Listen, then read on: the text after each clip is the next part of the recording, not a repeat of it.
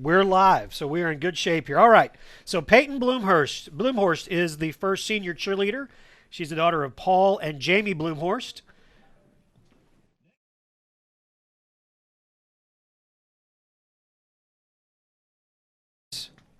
Gracie is the daughter of Todd and Jamie Childress. So this is very different than Homecoming. Right, where we get the biographies of each Yeah. of the young ladies. We find out that they like to sleep. Right. Coach Ashcraft out there, of course. Lizzie Clary, The daughter of Bill and Lori Clary. daughter of Bill and Lori Clary.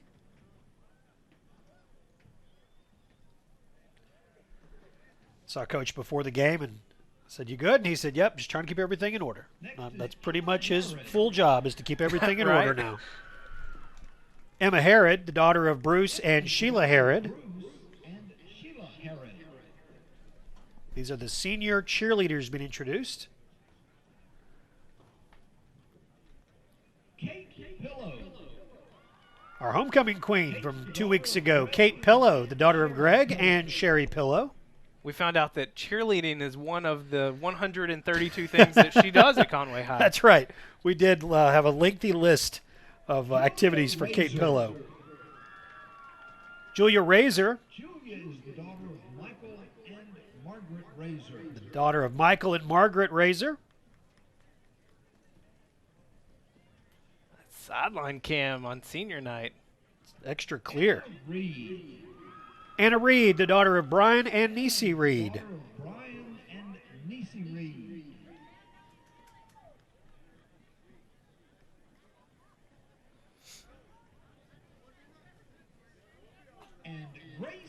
And Grace Ann Thone is our last senior cheerleader, the daughter of Scott and Meredith Thone. Scott Thone, he pretty active with us on social media. He I recognize is. that name. Yeah, no, Scott's been a huge help. When Corlin McKinney had a different jersey on a couple of weeks ago, helped us with that. First is Elizabeth. Time now to meet the senior dance team members. Elizabeth Ablandi. Elizabeth is the daughter of Fred and Susan Ablandi. Fred and Susan Ablandi are her parents. Jasmine Cooper. Jasmine Cooper is the daughter of Jason and Heather Cooper. Jasmine is the daughter of Jason and Heather Cooper.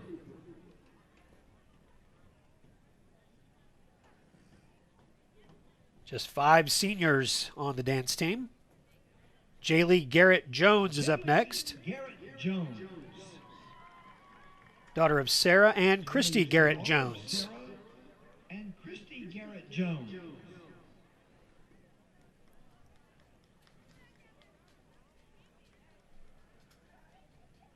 Zanaya Wilhite is next.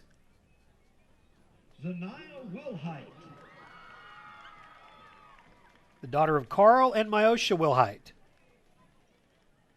Zanaya is the daughter of Carl and I feel like we've seen Zanaya for A number of Forever, years, yeah. She obviously has a very unique look. She has been a great performer for years on that dance team. And Elena Wilchin, daughter of James and Suzanne Wilchin. Suzanne Wilchin.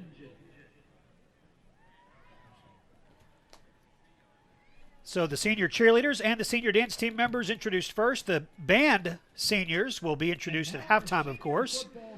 Time now for our senior football team members. First 2 are a pair of brothers. Starters on the defense, Kane and Roman Aaron. Son of Carrie Aaron. There's probably some competition with them because Kane Aaron has 40 tackles on the year. Roman's close behind at 34. So maybe they've got a 2-game competition the rest of the way.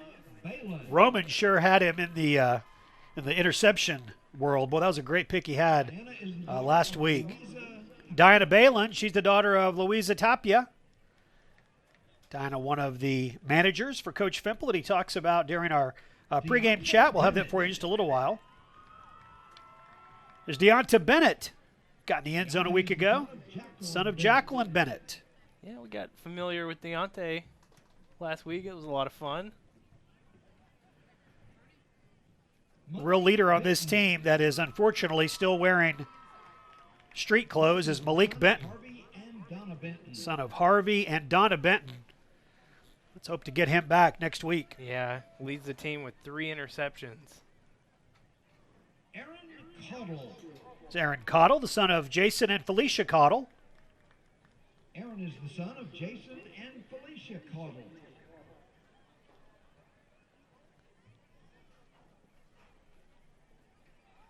Lily Klein. There's Lily Klein, the daughter of Richard Klein, another one of the managers. Lily is the daughter of Richard Klein.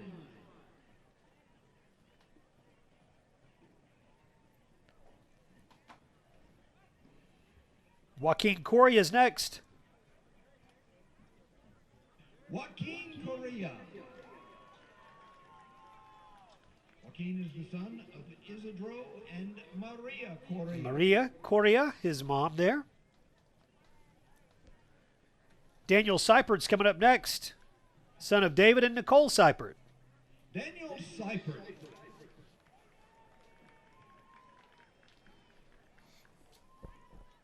He's the son of David and Nicole Seipert. Daniel, one of those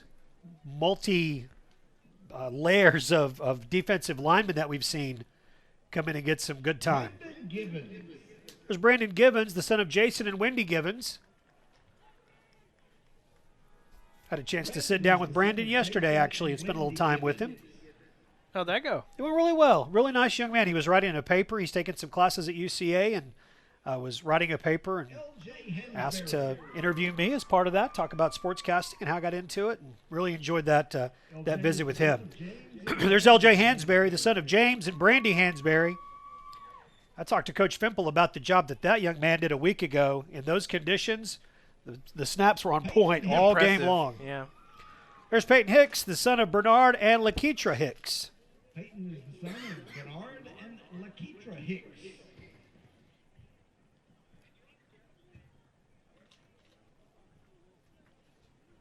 Giovanni Johnson. Giovanni Johnson.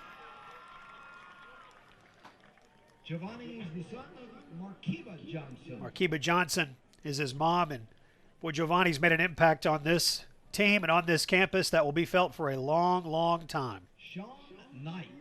Sean Knight, the son of Ty and Amanda Ledbetter and Chris Sean and is the son Geraldine of Knight. Ty and Amanda Ledbetter and Chris and Geraldine Knight.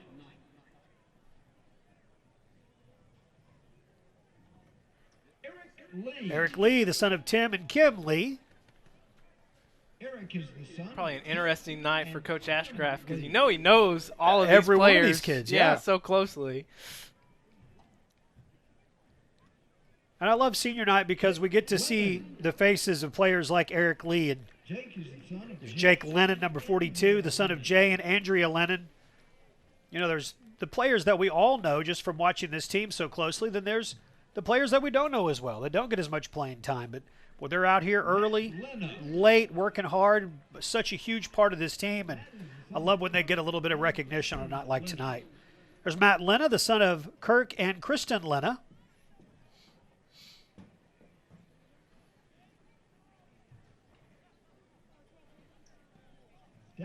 McAllister. Dallas McAllister is next, the son of Randy and Kristen McAllister.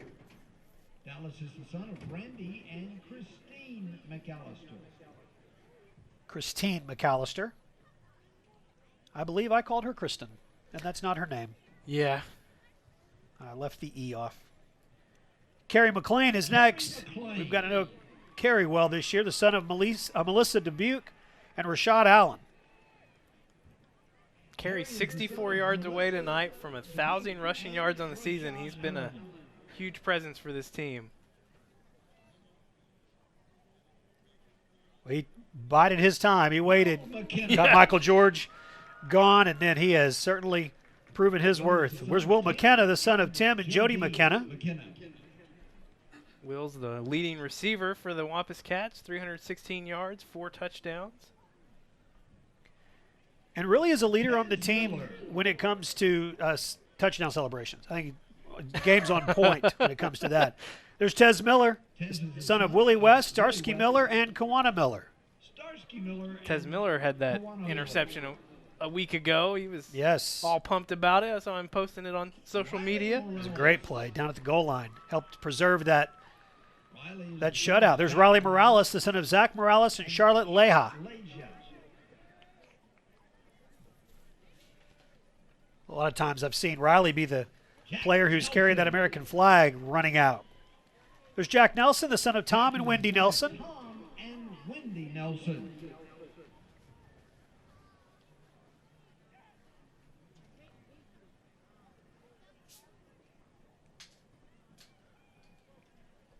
Camden Norwine. There's Camden Norwine, the son of Mark Norwine and Deanna Runyon. Camden is the son of Mark Norwine. He is the stepson of our buddy J.R. Runyon that does the play-by-play for the radio broadcast down the press row here, a couple of booths. No, it's a special night for J.R. and Deanna, their whole family. Alex Perez, the son of Ryan and Shoni Jacks. Alex is the son of Ryan and Shawnee Jacks. She's on her phone. Hey, give me just 1 second. Yeah. Okay, just I got to check something real quick. Maybe she's getting ready for a selfie. I don't know. There's Lawson Points, son of Victor and Michelle Garza. Is the son of Victor and Michelle Garza.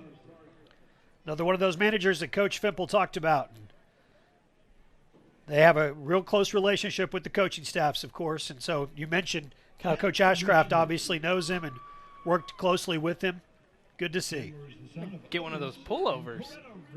There's Chandler Richmond, the son of Otis and Coretta Richmond, the one that Coach is wearing. No, well, that one too, but the one. Oh, the that manager had. yes, yeah. Nick Richmond. There's Nick Richmond, the son of Daniel and Tiffany Richmond.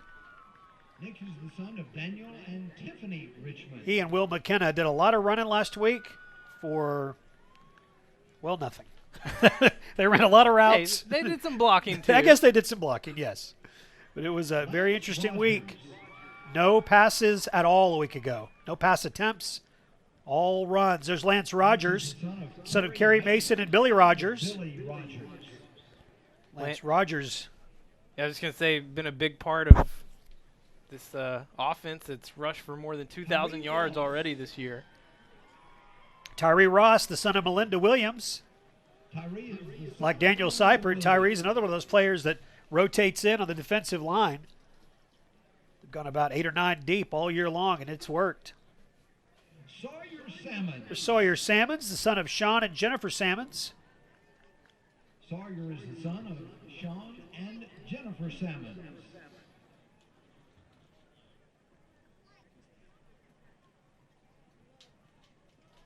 Jacarius Searcy. Jacarius Searcy, the son of Ernest Searcy and Amanda McClure. Jacarius is the son of Ernest Searcy and Amanda McClure. Other thing I like about senior night is you get to see their faces, Right. like their actual faces, because there's no helmets on. That's right. Smith. There's Caden Smith, the son of Joshua and Tracy Smith. Hayden is the son of Joshua and Tracy Smith.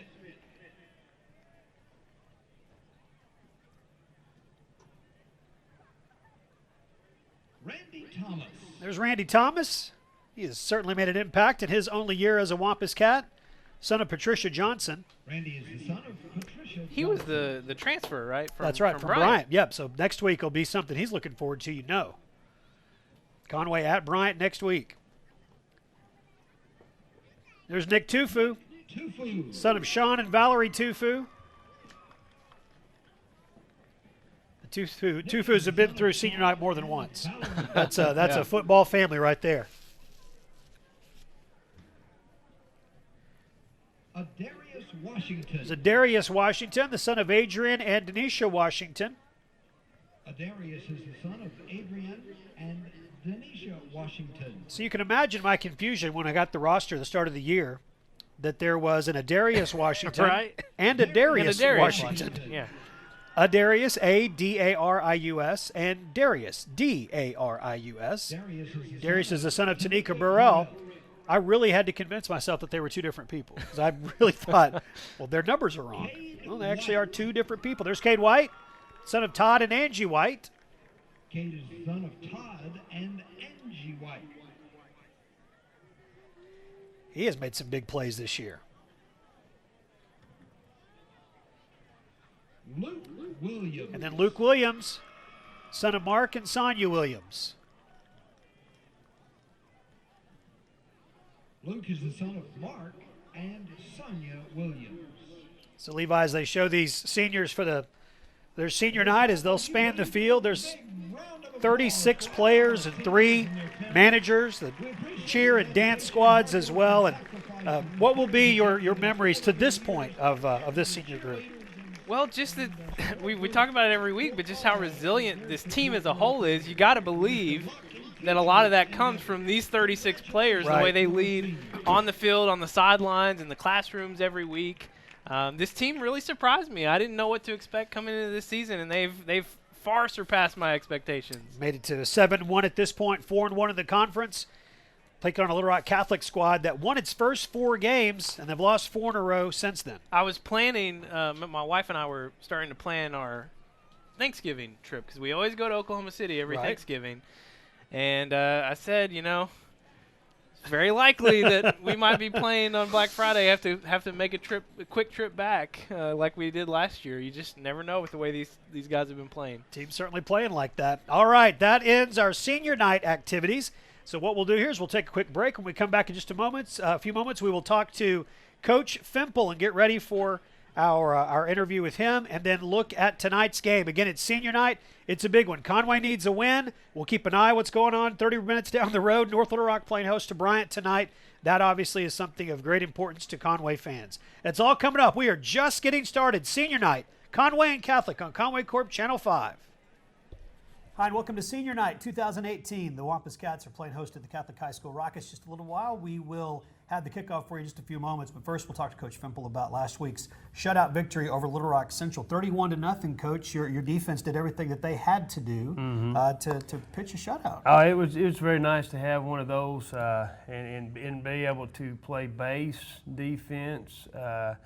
We wanted to do some things going into it with the weather and everything. We wanted to base things up and make it a little bit simpler, and I think you saw that on offense too as we went throughout the game. And the environment sometimes does control those things, but when they're working that way, you just kind of keep going with what you're doing. And what you're talking about is no pass attempts. That's exactly not in a completion, no yards, not an attempt. Exactly right. Coach Rainey kind of got in a rhythm there with the offense and just kind of stayed with it. And we had no problems, no turnovers or anything like that. So again, that's the easiest way is to turn and hand it off or just take off yourself. So in a case like that, I think we need to spend just a moment bragging on LJ Hansberry because Right. all of that works only if the ball gets to the quarterback. Yeah, and again, with the conditions, you always try to, like at the very first, we were trying to get balls in and out with the referee. There's a lot of things that factor into that. Having a good umpire that has a towel to keep the ball covered up a lot of times, but again, he's been acclimated to it for about 3 ball games now. That's right. And so, he's kind of learned himself as he's going through what he needs to do and how he needs to keep his hands, especially coming over on the sidelines and stuff like that. So, again, those teachable moments we had back during the non-conference, it's starting at Jonesboro with the rain and being away and on the road. So, those are good moments. This team has faced some good running backs, some good running quarterbacks. Who we'll see tonight is one of the best. Sam Yes, Johnson. I tell you, he's very talented, very blessed, has great agility, great balance, and then he has a burst that a lot of people don't have. But you can always tell the ones that are special have. So we've got a lot of eye skin on him at this moment. I guess everybody that would play them would have those. But I tell you, one thing they've proved in is being able to throw the ball a little bit, and that's what they've been trying to work on. You can see as they go through the year, starting from game 1 to now, and then last week they got, with the rain and all, they couldn't, provide the passing game to go along with it. So, he is very gifted, very talented, and so we have to keep a lot of people looking at him. Let's talk about your seniors. Your first year as a head coach, been a great year so far, but just take just a moment to reflect on this. I tell you, you've been very blessed. We have 36 football players, and then 3 managers that are absolutely out of this world that have done a great job for us all year. But this senior class, I try to meet with them as often as I possibly can. Usually about once a week we'll get together. But again, they all lead in different ways. It's always fun to see them together and how they act around each other because they've known each other for quite a while. But not only just that, but to see them interact with the younger people, the 10th graders and stuff. So, you know, it's good to see those different ways of leadership shown, and the ones that you talk about and how you can do this, and it's just awesome to be around those guys. Well, we enjoy the seniors as much as we enjoy anybody, and watching these boys grow up, that's a big part of it too. Yeah. Watching them for the past couple of seasons. All right, we will have the kickoff in just a few moments tonight. Catholic and Conway on Conway Corp Channel 5. At Conway Regional, every day brings new challenges and celebrations. And one of those celebrations is being named the #1 hospital in Central Arkansas for overall hospital care. While we're proud of our awards, our team is driven by something more. You. You're our #1. And for us, that's the #1 worth celebrating. One team, one promise, Conway Regional. At Conway Regional, every day brings new challenges and celebrations. And one of those celebrations is being named the #1 hospital in the state for orthopedic care. While we're proud of our awards, our team is driven by something more. You. You're our #1. And for us, that's the #1 worth celebrating. One team, one promise, Conway Regional. Person right now. Okay, thank you. Because we caught it all. Colors being retired from the field, and they are colors being retired from the field, and we will have both teams making their way onto the field in just a moment. Tonight, Conway and Catholic. Conway comes into the game 7-1 on the season, 4-1 in conference play. Catholic comes in 4-4 overall and 1-4 in conference play. Catholic was one of the teams in the state that did not play in 0 week, as we've talked about 0 week all season long.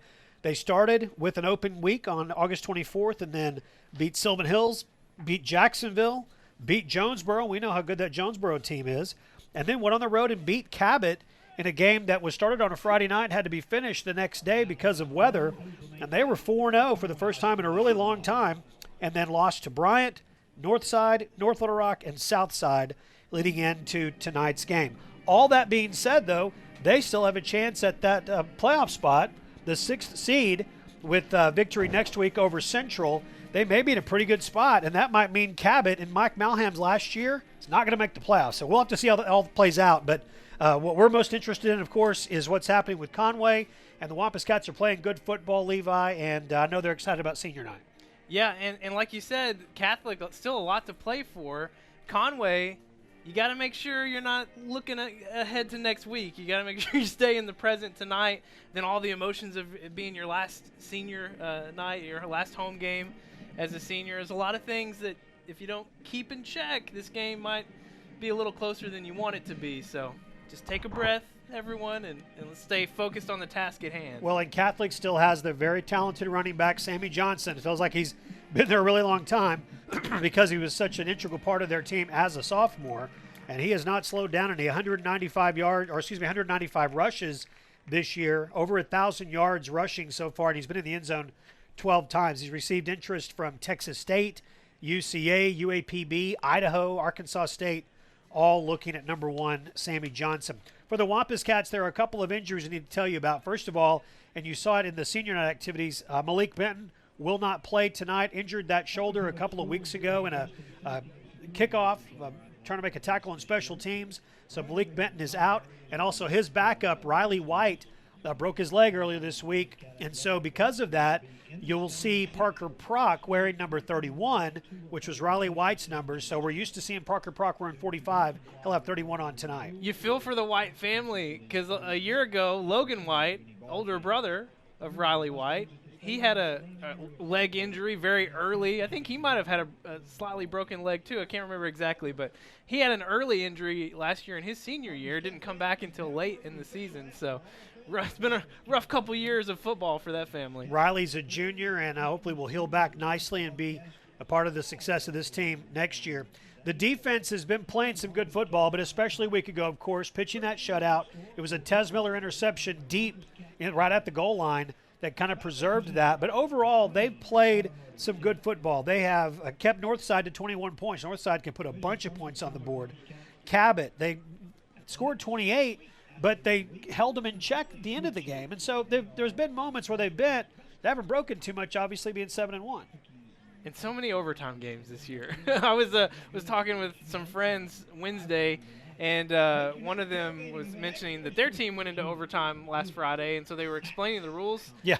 And they were talking to me, and I was like, "Trust me, I know the rules. We've had three overtime games this year. I can't take any more of that." So tonight, Catholic, and then next week at Bryant. So elsewhere in the 7A tonight, the game that we will all be paying the most attention to, and of course, since we get to do these games live now, every game live, then we'll be able to give you real-time updates as far as these games go. In the past, we've always done this, but you've watched it the next day and you already know what happened. So it kind of loses a little bit of its luster. From a journalistic standpoint, it makes me happy that you're watching live, because tonight, Bryant is at North Little Rock. According to the rankings that we do here at Conway Corp Channel 5, North Little Rock is number 1, Bryant is number 2. Rankings. Yeah, I'll share it with everybody. The Wampus Cats are tied with Bentonville for the 3rd spot. The number 5 team in the state is Bentonville West, but Bryant is playing at North Little Rock. Central is at Southside, and Northside is at Cabot. That Northside at Cabot game, interesting for a lot of reasons, not the least of which is that's Mike Malham's final home game. Next week they'll be on the road at North Little Rock. And as we mentioned, there's a chance they're not going to make the playoffs at all. Cats about to come out of the indoor facility and make their way onto the field. While we're waiting for them to appear, Levi, let me hear your concerns tonight. All right. I mulled over these all day. In fact, I didn't finish writing them until I got here because I wasn't sure exactly how to phrase a few of them. But number one, let's get the passing game going tonight. Now, this isn't anything that the passing game has done wrong, last week. They just didn't pass the ball at all because of the wet conditions. Right. No passing plays even attempted. Let's make sure we get that passing game going tonight. Perfect night. No concerns weather-wise, because we definitely are going to need that next week at Bryant. We want that firing on all cylinders. My second concern, defense, let's take some risks tonight. Let's not play too conservative and let Catholic stay around longer than we need them to. Last but not least, I just copy and pasted from a week ago. Don't look ahead. Yeah. You can't get to the 2 seed if you don't win tonight. I guess there might be a scenario. No, there's really not a scenario. I don't think there is. You've got to win tonight if you want any shot at getting that 2 seed. No matter what happens between Bryant and North Little Rock, if Conway wins tonight, they have a good chance of getting that 2 seed. So we can't be looking ahead. Got to stay focused on Catholic, which is pretty easy to do because, Conway and Catholic, they just don't love each other exactly. And, Catholic's one of the few schools that we have played every single year since we started doing the games in 2001. With Central and North Little Rock and even Cabot, we kept playing because we played them non-conference. But some of those other Central Arkansas schools, they went to the east, and we were playing the Siloam Springs and Greenwoods of the world. Yeah. And so, but Catholic is another one of those schools that we've continued to play every single year. So, yeah, the rivalry runs deep with the all-boys school in Little Rock. I was telling someone about Catholic and Conway being rivals, and they're not really from Conway, so they were like, why are they rivals? And I said, I honestly don't really know why. They just are, they just don't like each other a whole lot. It's probably just playing each other as long as they have. Captains making their way onto the field tonight, and you can see there are a bunch of them. That's because all 36 seniors are going to be the captains for tonight's game. They will walk across the field. The rest of the team will make their way to the tunnel. But those seniors are walking their way onto the field just to the left of where our cameras are located. And then they will go out to midfield to have the coin toss. And we'll get things underway tonight. Already week 9. It's crazy. Yeah. I mean, and the way that this season has gone, just all the success they've had on the field, just one loss, the wild games that we had, especially very early in the season, the rainy nights. It's just felt like a different, fast, crazy ride, and I feel like I haven't appreciated it as much along the way. And now we're here in week 9, and I'm like, where did it all go? Well, hopefully there's still a lot of football still to play. The captains making their way onto the field. I can see them walking towards Robin, our sideline camera operator, and she's done such a great job. And right on cue, there they are, Kane Aaron and the rest of the seniors making their way to the 50-yard line. So tonight, Conway renews their rivalry with Catholic High School. The Rockets did not make the playoffs a year ago, but they did 2 seasons back. And they are again, even with a loss tonight, they've got a really good shot. They're playing Central next week, their traditional final game. And every indication is that that's a game that they could win, and if they do, that'd be 2 victories. And North Little Rock is hosting Cabot next week, and Cabot's going to have to run the table here to not lose out on the playoffs. They'll have to win tonight against Northside, next week against North Little Rock. Otherwise, I don't think that they're going to make it. There come the seniors. A little, 4 of them are walking out there. But about half a dozen more said we're all going to walk out. And a few of the others said, no, we can't walk out. They've got limits, guys, on how many captains you can have out there. 4 out there at a time, it looks like. Dallas McAllister, Chandler Richmond, Tyree Ross, and Kane Aaron. Those are your captains officially as far as the coin toss goes, but the whole senior class are the captains as far as tonight goes.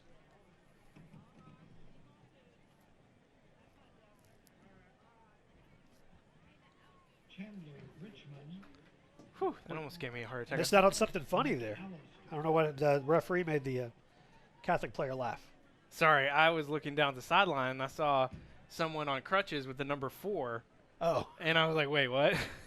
I know Giovanni's not hurt, but still, the sight of someone else wearing number 4 on crutches made my heart skip a beat a little bit. Dylan Silverman Barnes, number 4, in addition to our starting quarterback, who is very much ready to go tonight. This is taking some time.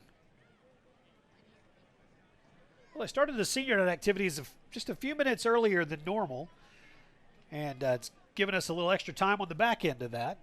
Yeah, and by the way, if you're watching on Channel 5 or 585, we did have some people concerned that we missed the cheerleaders and the dance team at the start of the senior night festivities. That only happened on Channel 5 and 585, right? Because of them starting a little early. But we were live and captured all that on YouTube.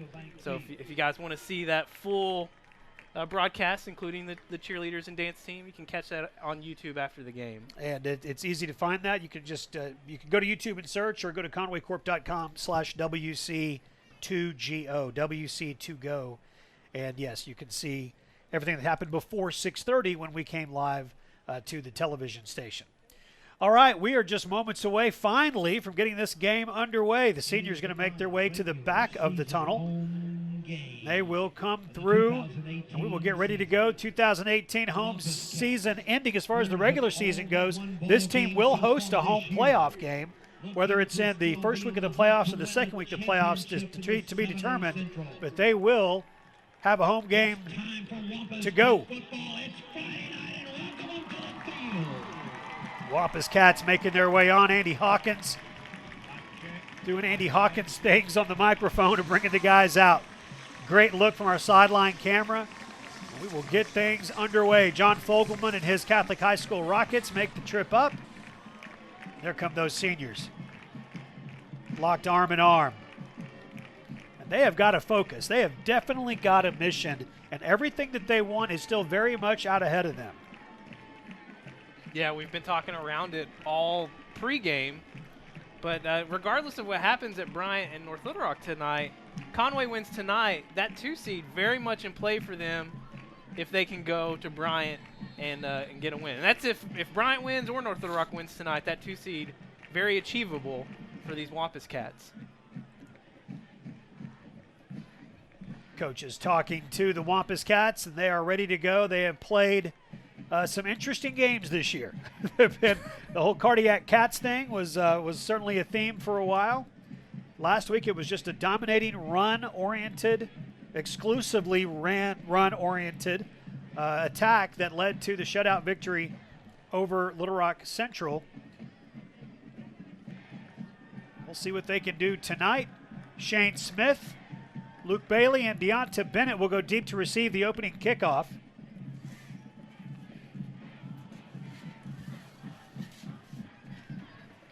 Jacob Schneider will kick off for the Rockets. So Conway with the ball first, and a chance to put some points on the board early on, get an early lead. That hasn't been a part of the story most of the year. You mentioned it earlier. It is an absolutely perfect night for football. There is no rain. The temperatures are cool, clear, and we are underway. Reverse to Shane Smith. Shane Smith pushed out of bounds. Gets the ball to the 49-yard line. Smith with 2 touchdowns on kickoff returns earlier in the year. Had his eyes on that one as well, but a good angle taken by the defender. Pushes him out of bounds. The Cats have it 1st and 10 at the 49-yard line. Yeah, good to see Shane get a nice return to start things off. He's had a few games where they've been kicking away from him. Hasn't had many opportunities. Bryce Bohannon, Will McKenna, and Nick Richmond are out wide. Kerry McLean behind Giovanni Johnson. Johnson throws. Incomplete. Intended for Will McKenna. Giovanni Johnson and Kerry McLean start in the backfield. Was defending. 2nd down 10, Conway. Nick Tufu is the H-back, and Slade Smith starts at tight end. Along the offensive line, Robert Scott, Lance Rogers, L.J. Hansberry, Zolvensis, and Hayes Denton. 2nd down and 10.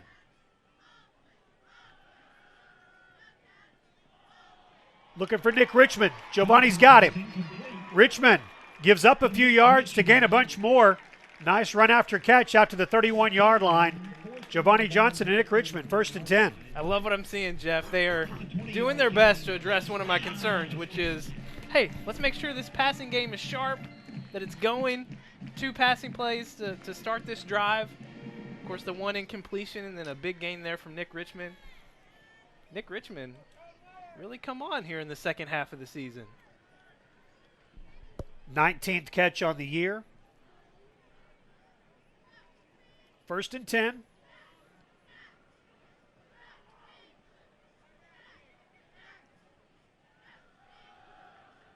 Johnson runs to the 27-yard line. Oh, man, Kerry McLean out there lead blocking for him. Trevor Carther on the stop. 5 yards. I'll let Kerry play a little fullback zone. He can handle himself blocking. 6 foot, 185-pound senior Kerry McLean. We know the kind of speed he has. We've seen that on display this year. Timeout going to be called. Let's see. I believe it is going to be Conway calling it, and it is. We'll take a break. 11:09 to play. We're less than a minute in. 30 seconds, and we're back on Conway Corp Channel 5. At Conway Regional, every day brings new challenges and celebrations. And one of those celebrations is being named the #1 hospital in Central Arkansas for overall hospital care. While we're proud of our awards, our team is driven by something more. You. You're our #1. And for us, that's the #1 worth celebrating. One team, one promise. Conway Regional. Coaching staff didn't like something that they saw, and they called a timeout on 2nd and 5. 3 wideouts. 2 tight ends. Nobody in the backfield along with Giovanni Johnson. He'll run the ball. Runs right behind Hayes Denton down to the 20-yard line. Usually when there's no one in the backfield but the quarterback, you just assume it's going to be a pass play. But right. I never assume that with Giovanni. I'm always like 50-50. It could go either way. I'm not sure. So 3rd down and less than a yard. We are just underway. First drive of the night for the Wampus Cats. Cats looking to go 8-1 on the regular season. Kerry McLean. Kerry running hard. Takes it to the 11. To the 11-yard line. That will be enough to move the chains. It's a Conway Regional Health System 1st down. And it is 1st and 10. Ball at the 12. That's what I like about Kerry McLean. You need 1 yard. Well, how about 7? Because 7's better than 1.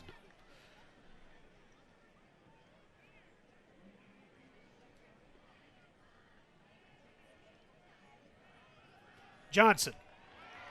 Complete to Nick Richmond. He is stopped right at the goal line. Nice tackle made by Jackson Daniel. Kept Nick out of the end zone. Would have been his 3rd touchdown of the year. Instead, it'll be 1st and goal for the Cats at the 1-yard line. You know he wanted Yes. to reach out, but he did the smart thing because that defender's hands were in there. He made sure he kept both hands on that ball and kept possession. Giovanni keeps. He is folded up right at the goal line. It'll be 2nd and goal. Tackle made by Lance Hockersmith. Play just took a little bit too long to develop. We're used to seeing this formation here in this area of the field I like to call Giovanni land. Right. Giovanni's got Kerry McLean populating Giovanni land with him. Bohannon in motion. It'll be Kerry McLean, and he will be into the end zone. Kerry McLean, his 6th rushing touchdown of the year, and the Cats strike first. And they strike like they've been striking the majority of the season with a running touchdown to finish things off. Great opening drive by the Conway Wampus Cats. Started off with that great return from Shane Smith. Good field position. Cats take advantage. Will Hoag's extra point splits the uprights, and the Cats are on top early, 7-0. 30-second break, and we're back on Conway Corp Channel 5. Hey Wampus Cat fans, David Grimes here. I'm a big fan and a proud member of the Wampus Cat Booster Club. And now is a great time to join the Booster Club.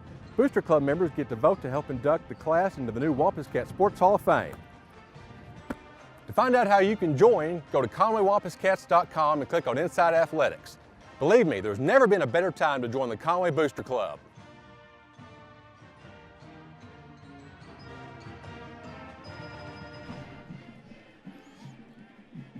Just a few minutes into this one in Conway tonight. 9:08 to play in the first quarter. Conway leads 7-0. And an update on the game from North Little Rock. Bryant has scored early. Just barely 2 minutes into that one. And Bryant is on top. 7-0 over North Little Rock. Will Hoag to kick off. And we will see Catholic's offense for the first time tonight.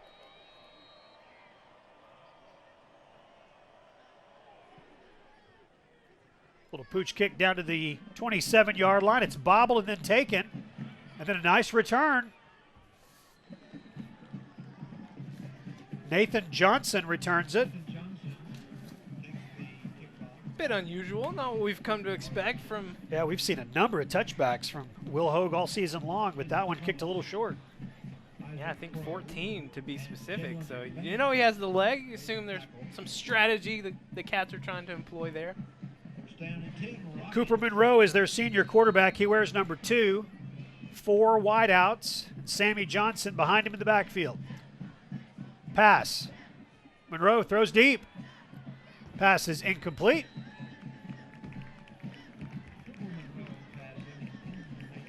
Looking for Bryce Stein. Good coverage by Thomas. Gonna have to watch this secondary tonight with Malik Benton out, now Riley White out. They're gonna have to get a little bit creative. Tez Miller has shown some ability to move around, and he will play the safety. Tommy Grady gets a start at corner. There's Sammy Johnson for the first time out to the 50-yard line.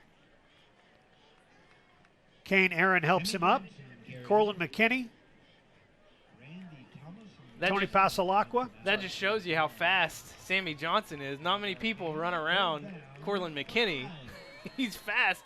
Those first, down at the line of scrimmage, he's a fast cat. 3rd down and 5. Cooper Monroe looks to his left. Brings in the wide out a little closer. That's Nick Cobb. Money down. Monroe will throw. Pass is incomplete. Intended for Nick Cobb. Overthrew him by about 5 yards, and it's 4th down. Tommy Grady in coverage there. Looked like a little bit of maybe miscommunication. It did seem like it was thrown to a different route. than the one that was run.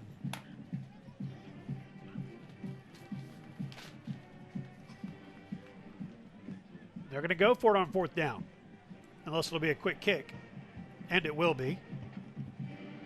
Nobody back. We'll see how far it rolls. Get away from it. Tez, what are you doing, Tez? Yeah, everybody a little bit of a little heart attack there. Tez Miller got real close to it. All right, it's Conway football at the 11-yard line. 39 yards. Sorry, I'm watching Tez on the sideline. Coach is coming over and just give him a little tap on the helmet, little reminder. Just a reminder. Yeah. Yep. We don't want to touch the ball. So Giovanni Johnson will come out. He didn't throw a pass at all a week ago. He came out throwing tonight, threw a couple. Picked up some good yardage with Nick Richmond. Let's see what Coach Brian Rainey dials up here. He dials up a run on the first play, and that's Luke Bailey. Luke down low to the 18. Luke Bailey, the ball carrier. I'm glad to see them coming out passing in that first possession. You expect to see more here because it's been a little bit more of an imbalance with this team in the pass-run department, the ratio, even from a year ago. I'll tell you a little bit more after this play. William Plafkin on the stop. Bailey will pick up the first down. Crosses the 26-yard line. It'll be 1st and 10. So the Wampus Cats of a year ago, at this point in the season, they were 60-40, 60 run, 40% pass. This team, same point of the season, 70-30. Really? 70 run, 30% pass. Oh, I know a lot of that has to do with the rainy games that we played. Had two That's true. where we just ran, Yeah, especially basically last week. 100%, yeah. But, want to get this passing game going because you're going to need it tonight. You're definitely going to need it next week against Bryant. Giovanni will run, and he will run, and run, and run to the 48-yard line. The ball carrier. Giovanni Johnson, one of the seniors playing his last regular season home game on this field. It will not be his last game on this field. Cats will either have a home game in week 1 or week 2 of the playoffs. But senior night's always a big one, and they want to show out tonight and get a win and perform well. Big run by Giovanni Johnson. Just a little shaking and baking, then gave it one last little shake there at the end. Johnson steps up in the pocket and throws. Johnson passes in. Got rid of it and threw it between the defenders. So it's 2nd down and 10. Down and 10. Good job by Giovanni feeling that pocket collapsing. He steps up, gives himself just enough time to throw that ball as he was getting hit. Well, it had the arm strength to put enough on it so that it got past those defenders, because where that pass was, if it didn't have enough zip on it, it's easily going to get picked. Quick throw. Look at that. Wow. Bryce Bohannon put his shoulder down and went through Trevor Carther. Moved the chains. It's a 1st and 10 for the Wampus Cats. We saw him pop a few Tiger defenders a week ago. He just seems to get stronger as the season has gone along. Bohannon, 5'8", 155 pounds, and he is solid. 1st and 10 Cats. Giovanni Johnson, backfield by himself, and he'll run. Follows Hayes Denton. Runs down to the 29-yard line. Johnson carried. Bryce Stein made the stop at the 29. Stein on the stop. 2nd down, 1. Cats up 7-0.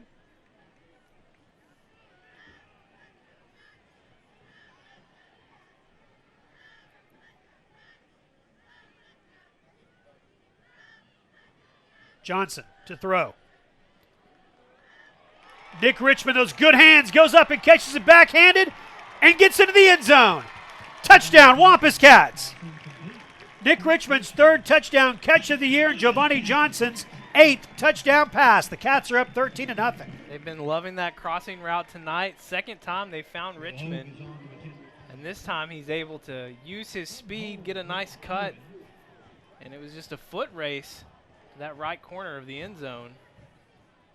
He's going to beat a lot of people in a foot race.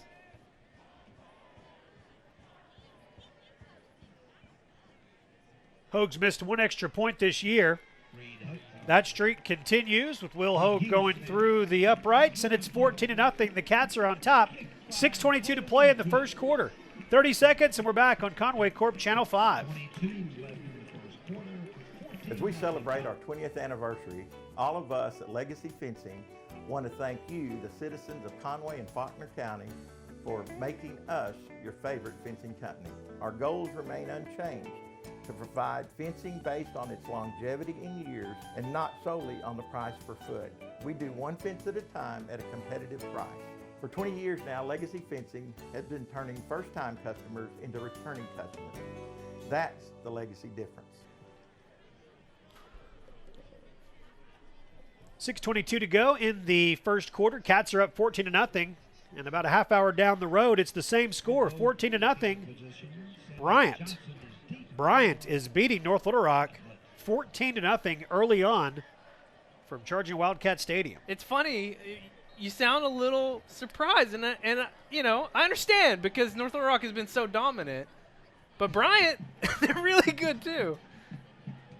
Another short kickoff taken at the 20-yard line, and returner driven back to the 25. And it will be 1st and 10 there for the Rockets. That North Little Rock team has been, Bryant is good for sure. There's no denying that at all. They're ranked number 2, and rightfully so, but that North Little Rock squad playing at home, 30-plus game winning streak. Yeah. It's a surprising score, but a whole lot of football to play there, much as there is here. Of course. Both teams early in their games. What do you think the last time North Little Rock was down 14 points That's in a probably game? been a really long while. Sammy Johnson. Reed Hughes was there. Parker Prock wearing number 31 tonight in place of Riley White in honor of his teammate. Riley broke a leg earlier in the week, and I would assume that there will be one player, probably one junior, a classmate of Riley's, that'll wear 31, unless Parker just wears it the rest of the year. But that's the reason for the change tonight. We've passed the halfway point of the first quarter. Cats are up 14-0.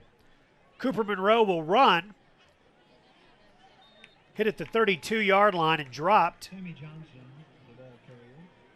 That is going to be Parker Prock on the stop, and 3rd down upcoming for Catholic High School. They've got to get out to the 38-yard line for a 1st down.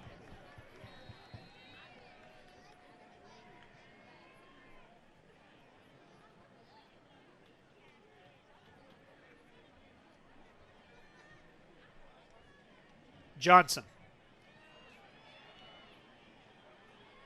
Tommy Grady tried to get to him and could not. He's quick. Been quick for years. He's the type of running back that's going to make somebody a good college running back, too. Yeah, and wasn't it his sophomore year? You mentioned the last time Catholic was in the playoffs. I think they had a big first-round upset. He went off for, what, 200-something yards in that game? It was a huge night, yes. Kind of put him on the spotlight. 4 wideouts.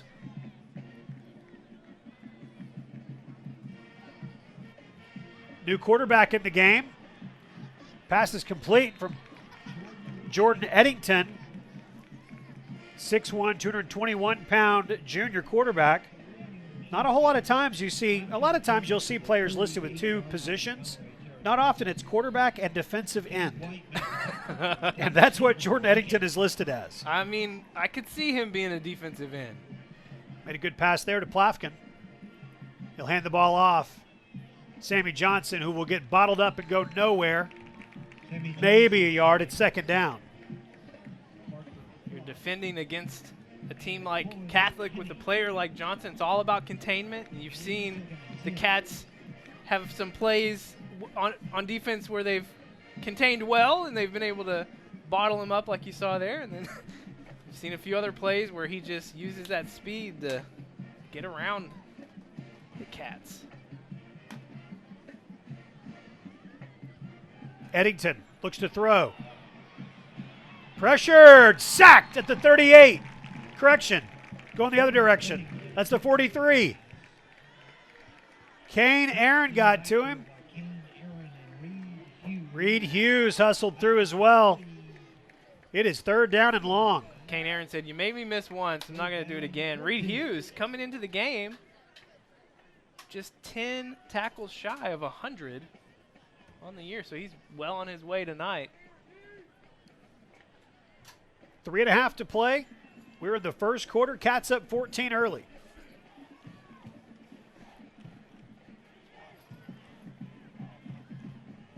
Eddington looks left. Ducks away from pressure. Tackled at the 35-yard line. Parker Prock went low to get him. Corlin McKinney had him up top. How did he get away from that? Parker Prock is a smart guy. He said, "This guy's a defensive end. I'm going low." Disguised as a quarterback. I'm not going high. So it's 4th down and 7 from the 35-yard line. Eddington throws. Huge hit at the 30-yard line. Tommy Grady just put a lick on Toby Steinkamp. That's short. And it is going to be 1st and 10 Wampus Cats. The defense stands tall. What a play. We talked about it a week ago, how nice it would be to get that shutout on the road, give your defense a confidence boost. And they're playing with a lot of confidence here tonight.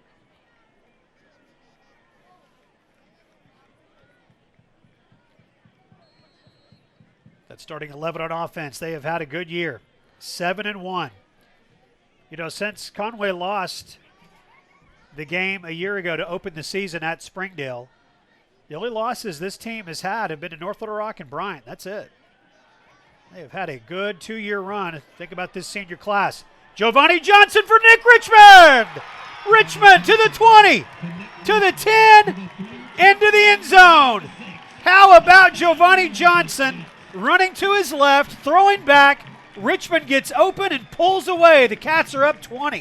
And that's something that Johnson's speed can buy you, is that escapability, the ability to get out of the pocket, and then that arm strength. He's running the opposite way, has to turn his body, and just slings it on a rope to a wide open Nick Richmond. And a great job by Richmond. How many times do we see it when you're that wide open, you look away a little bit too soon, and he watched it all the way in. Will Hogue, 3 for 3 on extra points tonight, and the Cats have a 21-0 lead with 2.5 to play in the opening quarter. 30 seconds, and we're back on Conway Corp Channel 5. This is my home, and here's my hot water heater, located right above my living room. And here's the mess it made when it leaked. Really leaked. Kind of throws off the ambiance, don't you think? Well, I stayed calm and called the experts at All Clean Restoration, so here it is. My living room before the water damage, and my living room after. Or as I like to think, my living room before All Clean, my living room after All Clean. All Clean Restoration, proudly serving all of Arkansas. 2:33 to play in the opening quarter, and Conway's up 21-0. A 71-yard touchdown pass from Giovanni Johnson and Nick Richmond, and really outstanding plays on both ends of Johnson's throw and Richmond getting open. And as you said, it's worth mentioning again, he caught the pass. Yes. Because we've seen a number of times that doesn't always happen. Not with just Richmond. Oh, but no. just in general, I mean, when you're that wide open, it's easy to get. Oh! Looked like there's going to be a strip Sammy there. Johnson, man, he is battling. 9 of the 11 Wampus Cats on the field were surrounding him. Little bit of a disparity in total offense between the two teams. Is there? Here, we're still in the first quarter, aren't Yeah, we haven't played 10 minutes yet. Wow. 211 total yards of offense for the Wampus Cats, 142 in the air, 69 on the ground, just 48 total yards of offense for Catholic. Catholic will bring their starting quarterback back on, Cooper Monroe, and he will hand off to Sammy Johnson. Corlin McKinney got a hand on him and slowed him down. Parker Prock and Roman Aaron helped finish him off. You mentioned that call out earlier about losing to Springdale in the opening game a year ago. Right.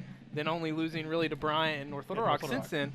I was looking at that Springdale game in prep this week, we didn't even rush for 100 yards in that game. It really stood out to me thinking about the season Wow. that Michael George had, Yeah. and then, of course, the season that this Wampus Cat team has had rushing. That was a stark standout to not even get 100 rushing yards in that game. Yeah, to go on the road and lose to Springdale week 1, and yeah, for the run that this team has had since that game has really been remarkable. They're up 21-0 tonight. I did some more analysis on the where this team stands rushing the ball in terms of, compared to last year's team, which had such a great year rushing the ball.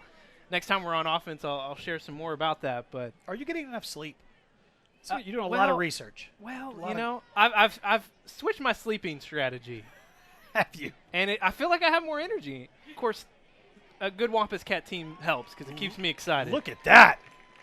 Sammy Johnson Wampus Cat carries. defense, Jalen McEwen, Parker Prock, Cade White. Just keep calling off guys in blue jerseys. Kane Aaron.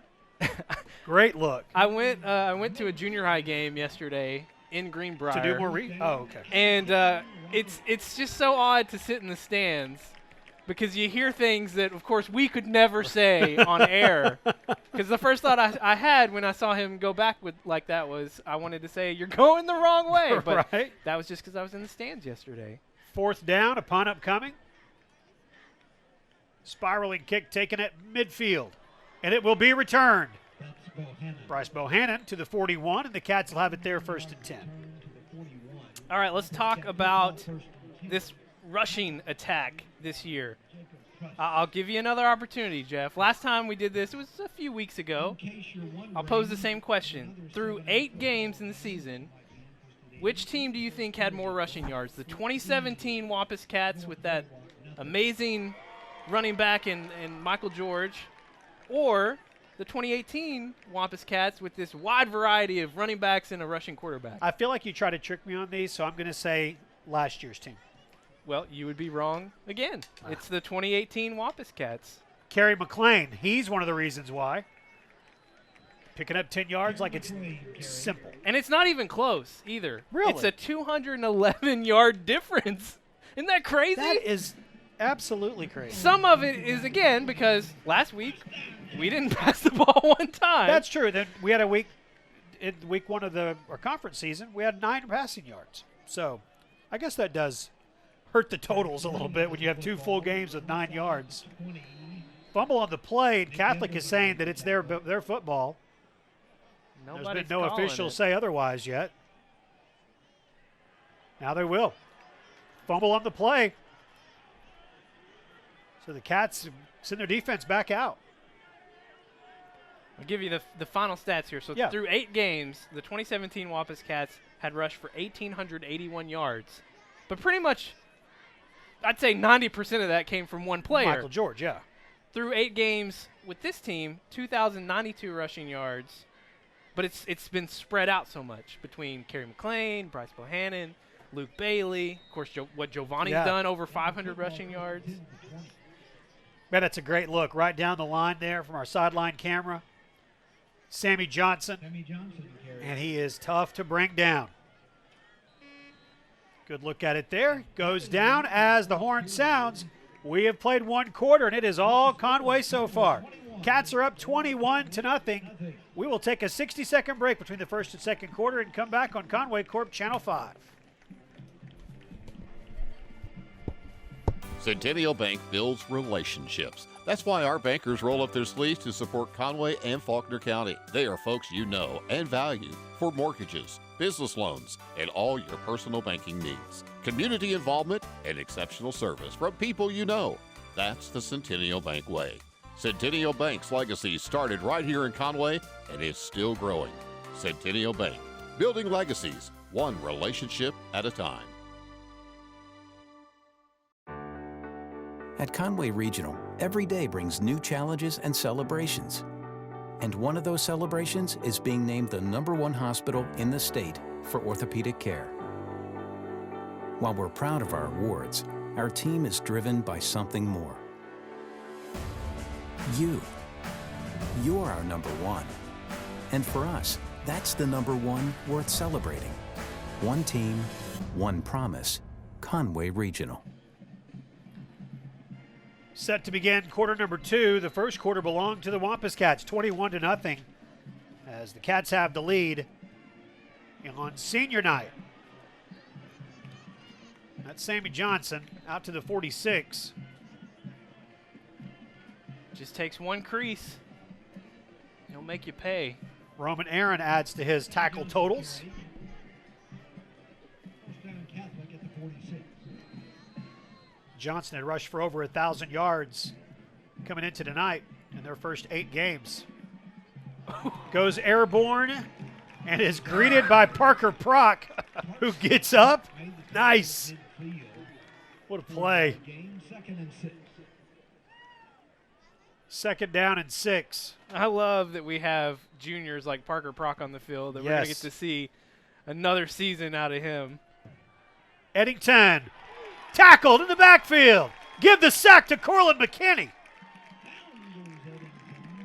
It's that speed. Just seemed like he came out of nowhere. Watch 92. I believe that's his first sack of the season. Got him. 3rd down, 13. 3rd down. The big money down here.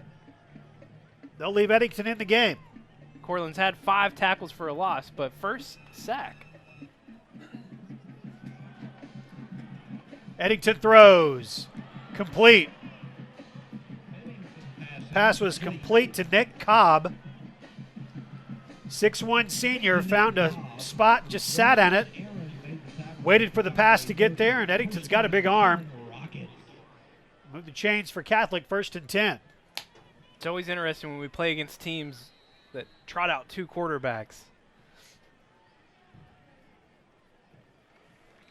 Jamie Johnson carried. Big blue wall there for him to run into. Be 2nd down. Tackle made by Tony Pasalacqua. Still 14-0. Bryant over North Little Rock. Southside, an early 7-6 lead over Central. The North Side and Cabot's the other game in the 7A Central. Mike Malham's final regular season home game and maybe his final game at home, period.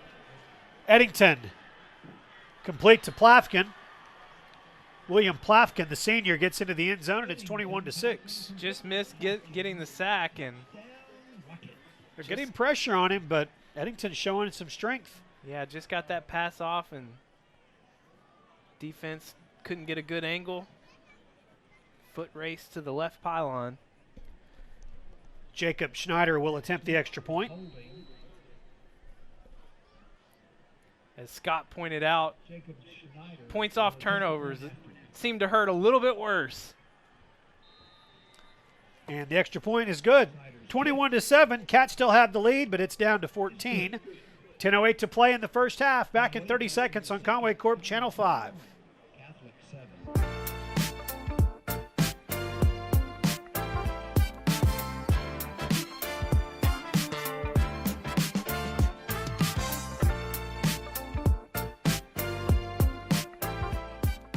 There's only one place in Arkansas to get a delicious grade A choice Chuck steak burger cooked to perfection and served with unlimited hand-cut Idaho fries. David's Burgers. Dine in or enjoy on the go with our takeout. David's Burgers is the right choice when the craving hits. Wampus Cats lead 21-7 following the touchdown for Catholic. I'm not trying to tell people what they should do, but every time I see that commercial, oh yeah, I want a cheeseburger. So it's They working. look so good. Commercials work, apparently. We thank all of our sponsors for being a part of Wampus Cat football. Of course, Conway Regional Health System once again with us, making Wampus Cats to go possible. And this year has been, without question, our most successful Wampus Cat to go season, as we have been able to broadcast every game live, and we've seen our viewership numbers go up and up and up throughout the year. Great return again. Shane Smith out to the 30-yard line. But for those of you who watch online, whether you watch on YouTube or watch it through conwaycorp.com/WC to go, or watch on our television broadcast if you live in Conway and have Conway Corp cable, Channel 5 or 585 in HD if you prefer. We appreciate you watching and love to hear from you. Haven't had a chance to check in on social media yet, but if you're out there and you're watching tonight on senior night, Let us know what senior you're watching. 5 Sports Live on Twitter, 5 Sports Live, or you can find us on Facebook and contact us there as well. Senior Will McKenna makes a catch of pass from Giovanni Johnson, his first of the night, out of bounds at the 40-yard line. Nice move by McKenna. A little juke, gets back inside, picks up the extra yards, and gets a first down. 17th catch on the year for Will McKenna. 1st and 10 Cats. It's a Conway Regional Health System first down. Next week, live from Bryant. And again, the Hornets on top of North Little Rock tonight. Will McKenna is the intended receiver, but Giovanni Johnson overthrew him by a couple of yards, and it's 2nd and 10. Last time we beat Bryant was in 2014 on the road at Bryant to go 10-0 in the regular season. I think we're due for a Bryant Hornet victory. Well, we are going to be running into a buzzsaw as they approach the end of the first quarter. Bryant just connected on a 73-yard touchdown pass, and they lead North Little Rock 21-0 as they are approaching the end of the first quarter. Kerry McLean, that's Luke Bailey out to midfield. Luke Bailey to the 50-yard line. You talked about some of those other juniors that it's going to be fun to have back. Luke Bailey's another one. Be good to see him. I'm glad you said that because Luke Bailey, you know who he reminds me a lot of? Kerry McLean. A year ago. Just the role, not the way that he runs the ball. I understand what you're saying. But the role that he's played this year for this team. Yes. Is exactly what McLean did a year ago. And so it makes me expect big things from Bailey as we get into next season. Giovanni Johnson will hand off to him. Bailey. Give him 8 yards. It'll be 2nd down. Do you expect Bailey and Bohannon, they could turn into a dynamic duo when they're carrying the majority of the load. 2nd down and 2.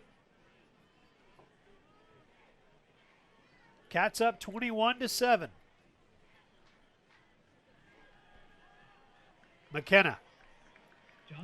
Be enough to move the chains. 1st and 10 for the Wampus Cats to the 36-yard line. The only points that Catholic put on the board were following a turnover. Cats fumbled the ball away. Catholic able to take advantage of it. The senior Will McKenna. First down, Cats at the 36.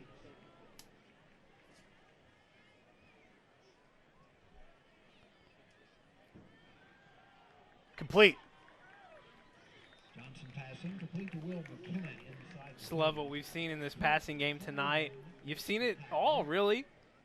Quick, short routes. We've seen the deep route. We've seen the play action, or probably wasn't really play action, but turned into play action as Giovanni was, running for his life. But he's done a lot tonight. Giovanni will run again. Johnson. Close to the 10.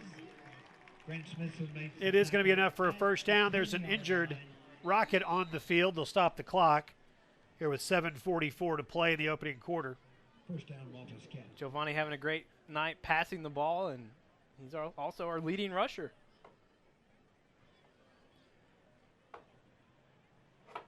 They are going to take a moment to check on him. While they do that, we will take ourselves a break. Cats up 21-7, back in 30 seconds on Conway Corp Channel 5. At Conway Regional, every day brings new challenges and celebrations. And one of those celebrations is being named the #1 hospital in the state for women's health. Plus, we're the only hospital in Conway using state-of-the-art 3D mammography. While we're proud of our awards, our team is driven by something more. You. You're our #1. And for us, that's the #1 worth celebrating. One team, one promise, Conway Regional. Conway training staff going out to help the Catholic trainers as they attend to Philip Ball, and Brooke Mines asking for some additional help. Jacob Walton Connor looks like he's making his way onto the field as well.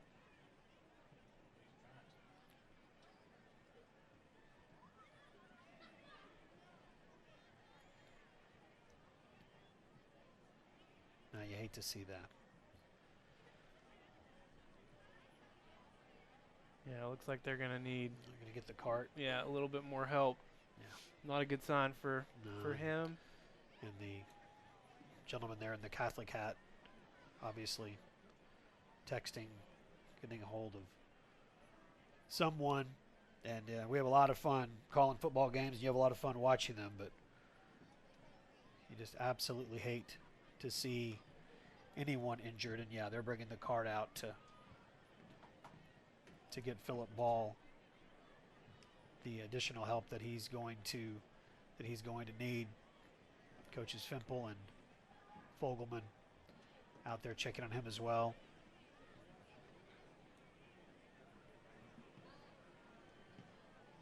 And they're going to send the Catholic team over to their sideline. Conway's already at theirs. And I'll tell you what, while they continue to work on him, we will take another break here. We can take 60 seconds. They're going to be working on this young man for a little while. So we'll take a 60-second break here and then come back on Conway Corp Channel 5. Protect your family from fire with Conway Corp Home Security. Install smoke detectors and carbon monoxide detectors that are monitored 24/7. Stay safe at home and get alerts when you're away. Plus monitoring from your mobile device anytime. We make it easy to protect the things that matter and the ones who matter most. Safety for you, powered by us.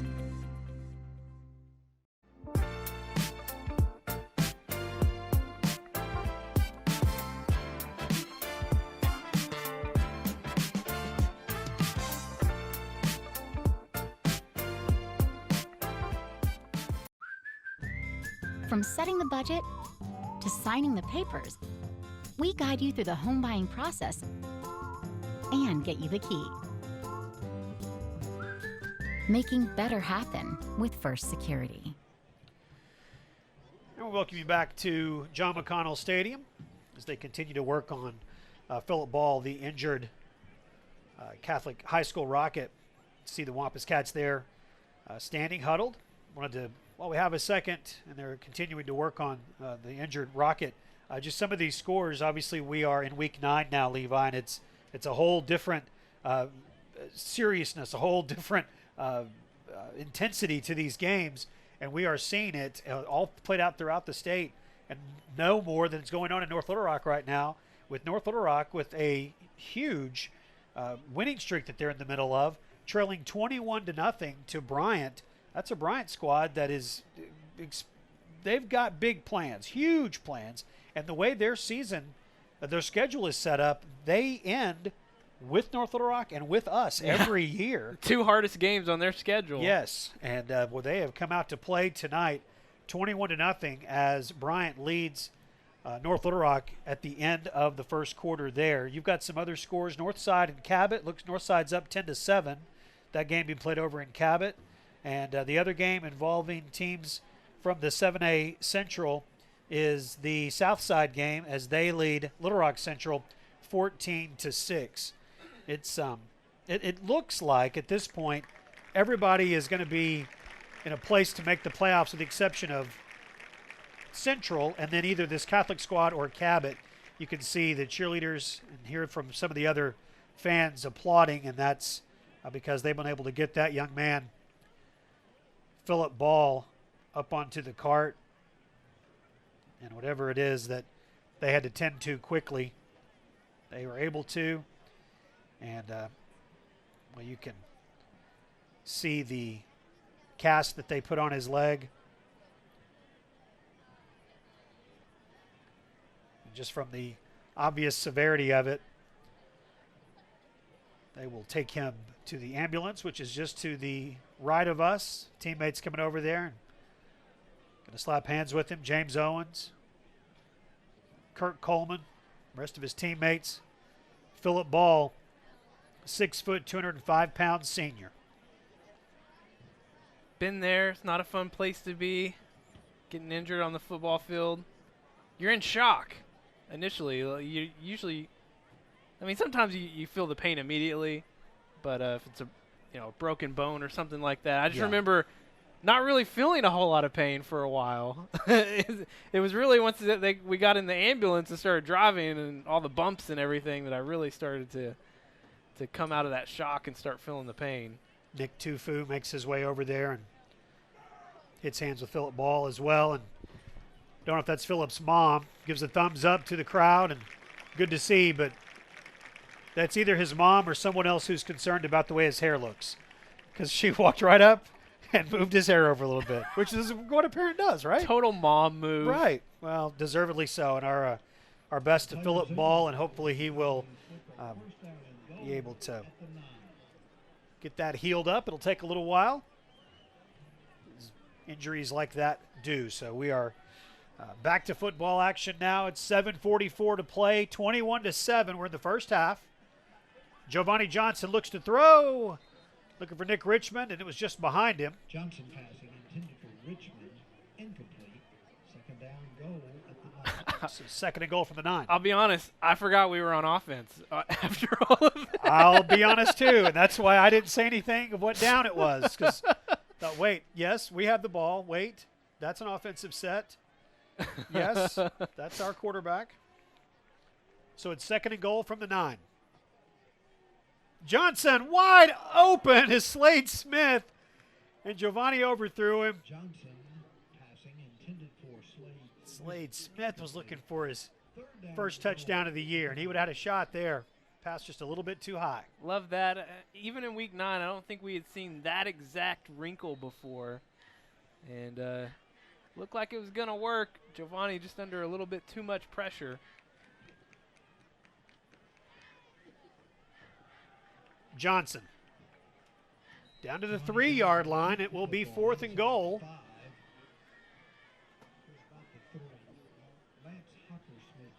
Hockersmith gets the stop. So it's fourth down and goal. Cats are up 14. 7:17, 7:15 now to play in the opening half, and the Cats are going to go for it.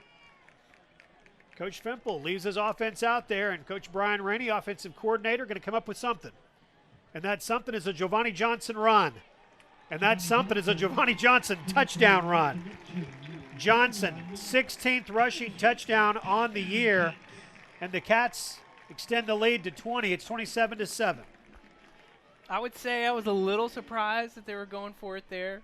But you're in Giovanni land. You know, give it to your senior. Let him do what he's done 16 times this season. Reed Hughes snaps. Nick McEwen holds. Roman Aaron and Giovanni Johnson celebrate as the ball goes through, and the Cats are up 28-7. Just under 7 minutes to play in the first half. We'll take 30 seconds and come back on Conway Corp Channel 5. Helton's Wrecker U-Haul has the service you need. Whatever the automotive problem, Helton's has the diagnostics to repair it. If you're moving across town or across country, Helton's is your #1 choice for U-Haul in Conway. We have a wide selection of packing supplies for every aspect of your move.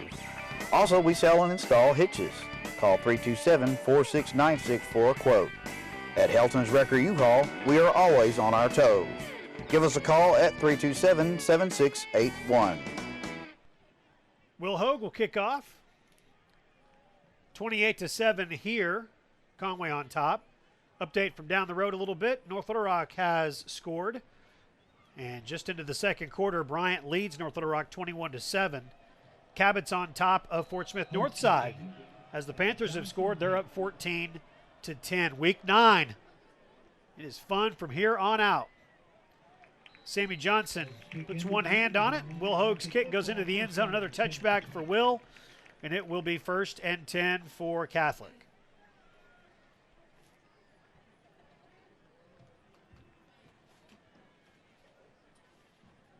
It is a tough thing to think about for Bryant.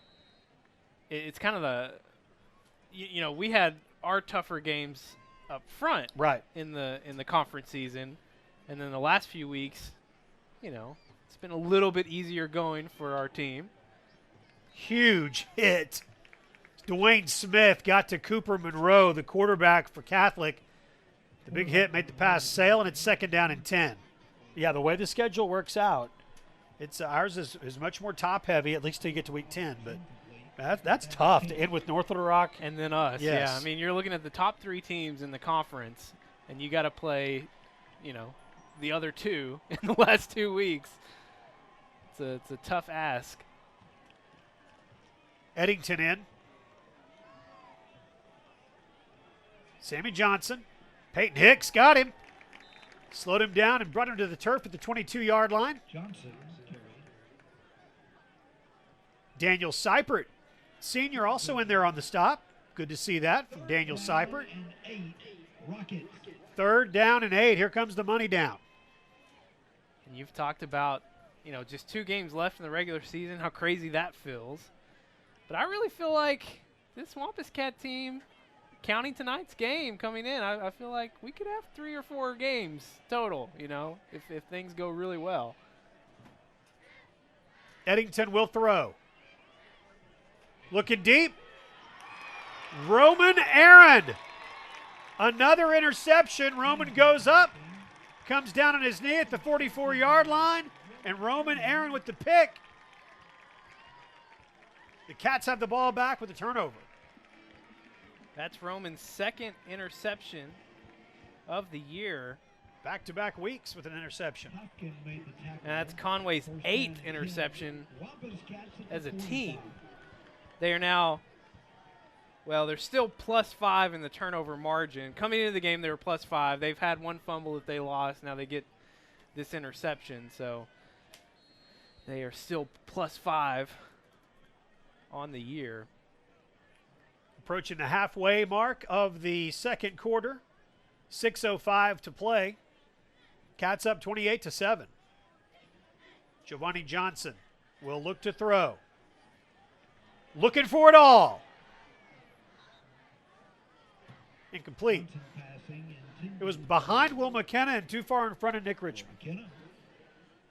So 2nd down and 10. Incomplete. 2nd and 10. Mentioned earlier in the broadcast, coming into the game, Kerry McLean was 64 yards away from 1,000 rushing yards. Last check, I think he was around 43 yards away. So he's a little bit closer now. He's got 33 yards on the night, so he's 31 yards away. Oh, I was looking at the wrong one. I was looking at Luke Bayou. 21 rushing yards for Kerry McLean. Add a few more. 9 more there. 9 more there, so he's up to 30 now. He's 34 yards away from 1,000. 3rd down 1, Wampus Cats. 3rd down and a yard for the Cats. Richmond and McKenna out wide. Kerry McLean. Carry into the secondary and brought down at the 27-yard line. Move the chains for Conway. It's a Conway Regional Health System 1st down. Well, he's getting closer now. I think he heard me. Yes, the math is fast. It's up to 1,000. It's like I can get 1,000 on this drive here, guys. Just keep giving me the ball. Cats up big, 28-7 and threatening.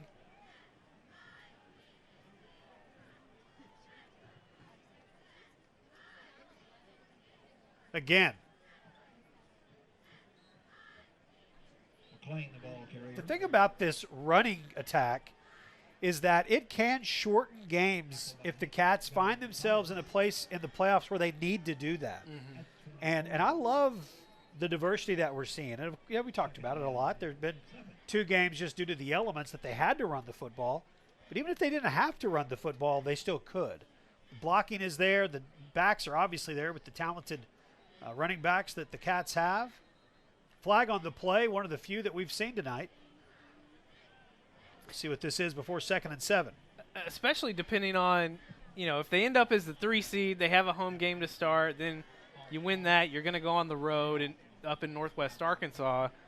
So you just never know who you're going to be playing in that second round if you get to that point, but it's probably going to be a team with a really good offense. Probably. So your best defense for them is to keep the ball away from them. And I wouldn't be surprised to see Conway really lean into their strengths as we get into the postseason. 2nd down and 12 following the penalty against Conway. Giovanni Johnson looking for Bryce Bohannon, touchdown. 29-yard touchdown pass. Giovanni Johnson to the sophomore, Bryce Bohannon. What I love about this pass is when he throws it, Bryce hasn't beat the defender yet, but he puts enough touch on that pass because he knows Bryce has got more speed than that defensive back. Puts it in a perfect spot. Bryce just goes up there and gets it. What a passing night for Giovanni. Grant Smithson was the defender, and yeah, that was not fair. Bryce Bohannon was going to beat him to the open spot. Will Hoag's extra point is good, and the Cats have a 28-point lead, 35-7. We will take 30 seconds and come back on Conway Corp Channel 5. At Conway Regional, every day brings new challenges and celebrations. And one of those celebrations is being named the #1 hospital in Central Arkansas for coronary bypass surgery and cardiac care. While we're proud of our awards, our team is driven by something more. You. You're our #1. And for us, that's the #1 worth celebrating. One team, one promise. Conway Regional. 4:22 to play in the first half, and the Wampus Cats are up 35-7. Will Hoag to kick off. Coming up at halftime, we will have the Conway Regional Health System halftime show. We'll check all the scores again around the state. Good ones in Bryant and Cabot tonight. Games of very much of interest of Conway fans in the 7A Central. We'll check on those. Also, we will have the performance of the Wampus Cat Marching Band, their traditional senior night, which is always one of the highlights of every season. The hats, the right? hats, Yeah. and just the performance and the emotion, just all of it. It's very, very cool. And to be real honest, I'm especially excited this year to see the way it's going to look with our sideline camera and really be able to take you, the fan at home, in there really close and get to see some of the emotion of senior night with the Wampus Cat Marching Band. That'll be coming up at halftime. Cats are up 35-7. This two-quarterback system for the Rockets. Once again, Cooper Monroe. And it doesn't matter which quarterback it is, their main job should be to hand the ball off to one. That's Sammy Johnson, not getting much. Other thing at halftime, I got to get my mind right. Talk some basketball. That's right. You'll be talking to Coach Longin and Coach Hutchcraft.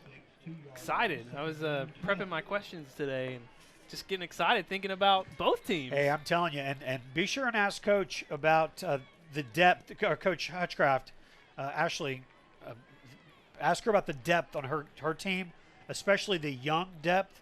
There's some freshmen who are going to make an impact on this team, one in particular. Out to the 30-yard line. Caden Smith on the stop on Sammy Johnson.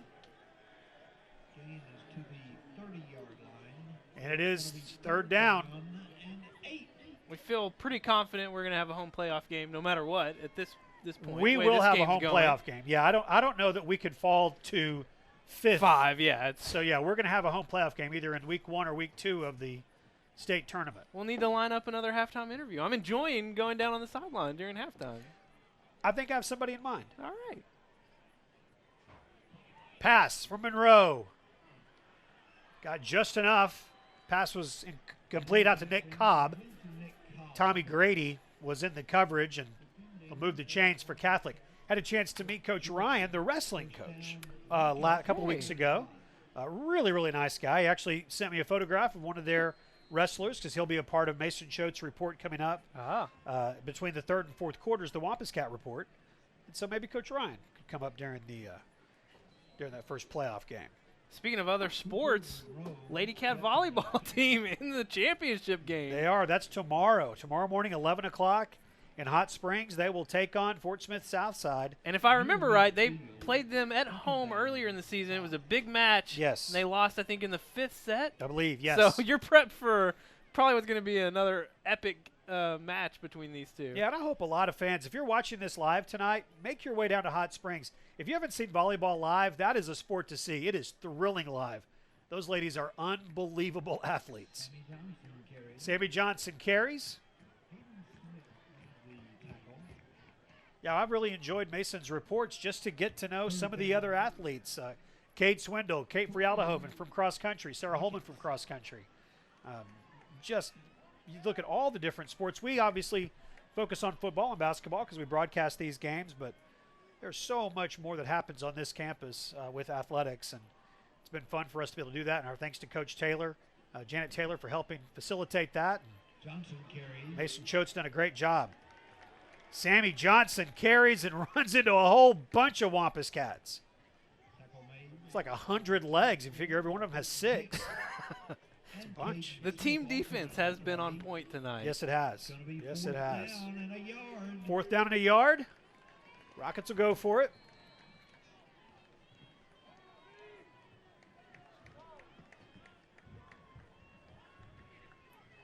Minute 40 to go, first half.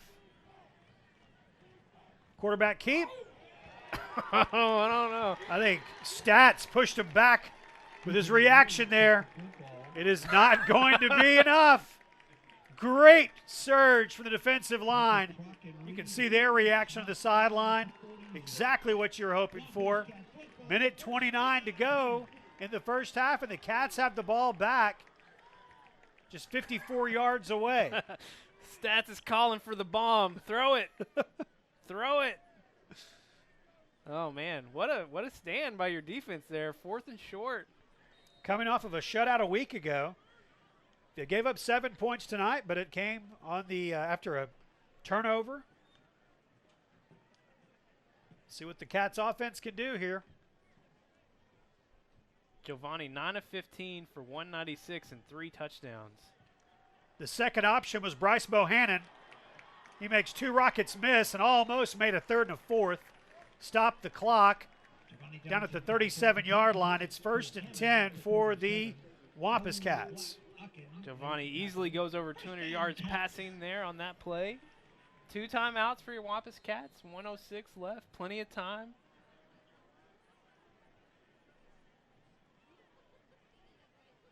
Johnson over the middle. Will McKenna gathered it in, brought down at the 22-yard line. I love to watch Giovanni look through his progressions, and that time looked right first, and then over the middle to McKenna. Move the chains again. Everything's just been so sharp tonight. The route running, the pass blocking. Again, McKenna goes up and pulls it down. What a great catch. And the passing. And the passing, yes. It's all been on point. The Wampus Cats, 43 seconds to go and 7 yards away from going up 35. 243, 3 touchdowns, 12 of 18 passing. By far his best passing performance of the year.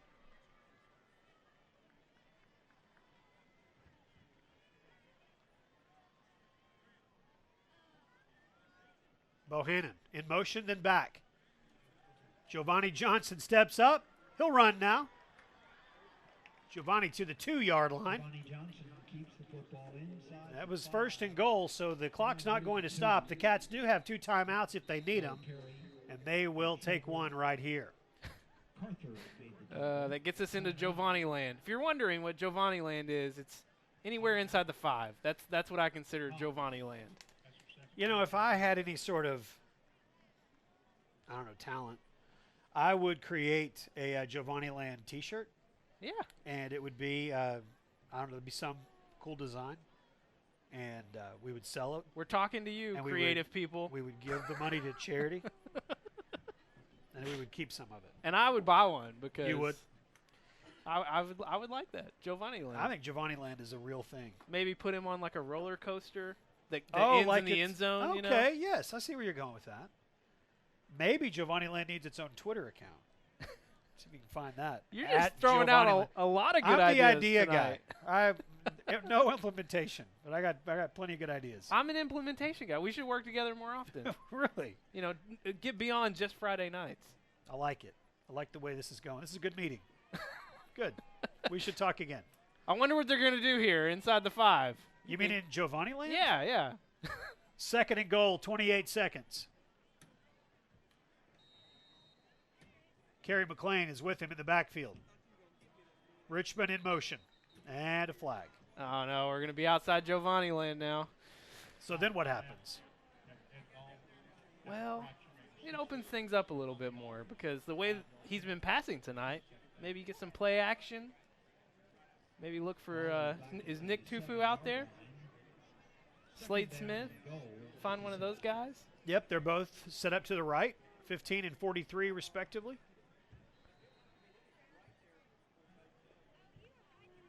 Giovanni Johnson spins, brought down. Cats will be forced to use another timeout.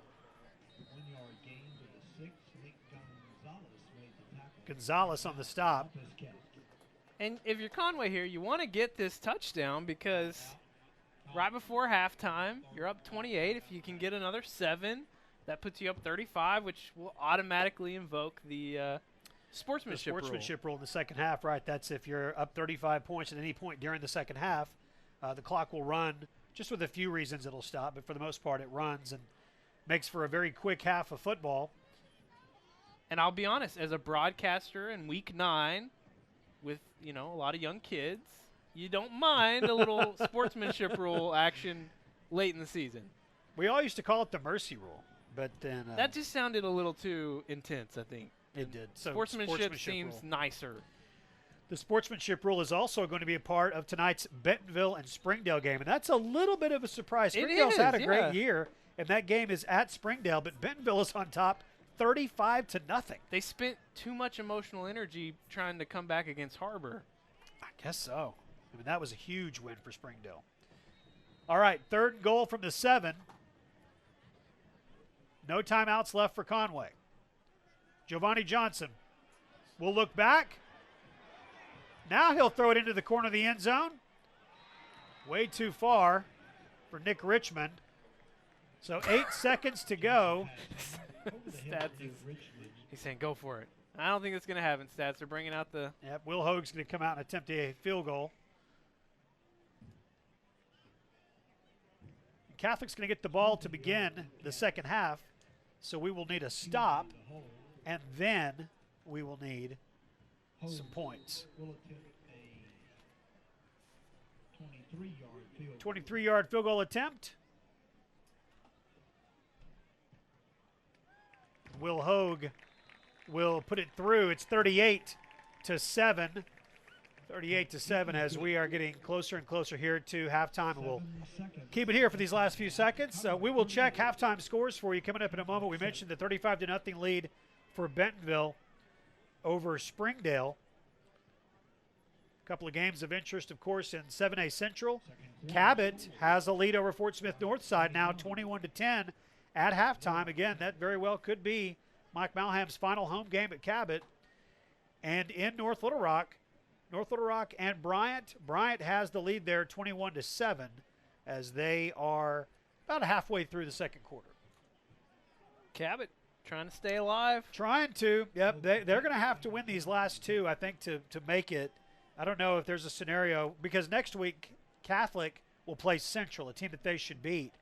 And if Cabot and Central, or Cabot and Catholic both end up with the same number of wins, the head-to-head's going to go to Catholic. So Cabot has got to win them both, but one at a time. Kick lands at the 25. A big hit on the returner. I think he thought that was just going to go out of bounds. That almost was disastrous for Catholic. Brian Allsbrook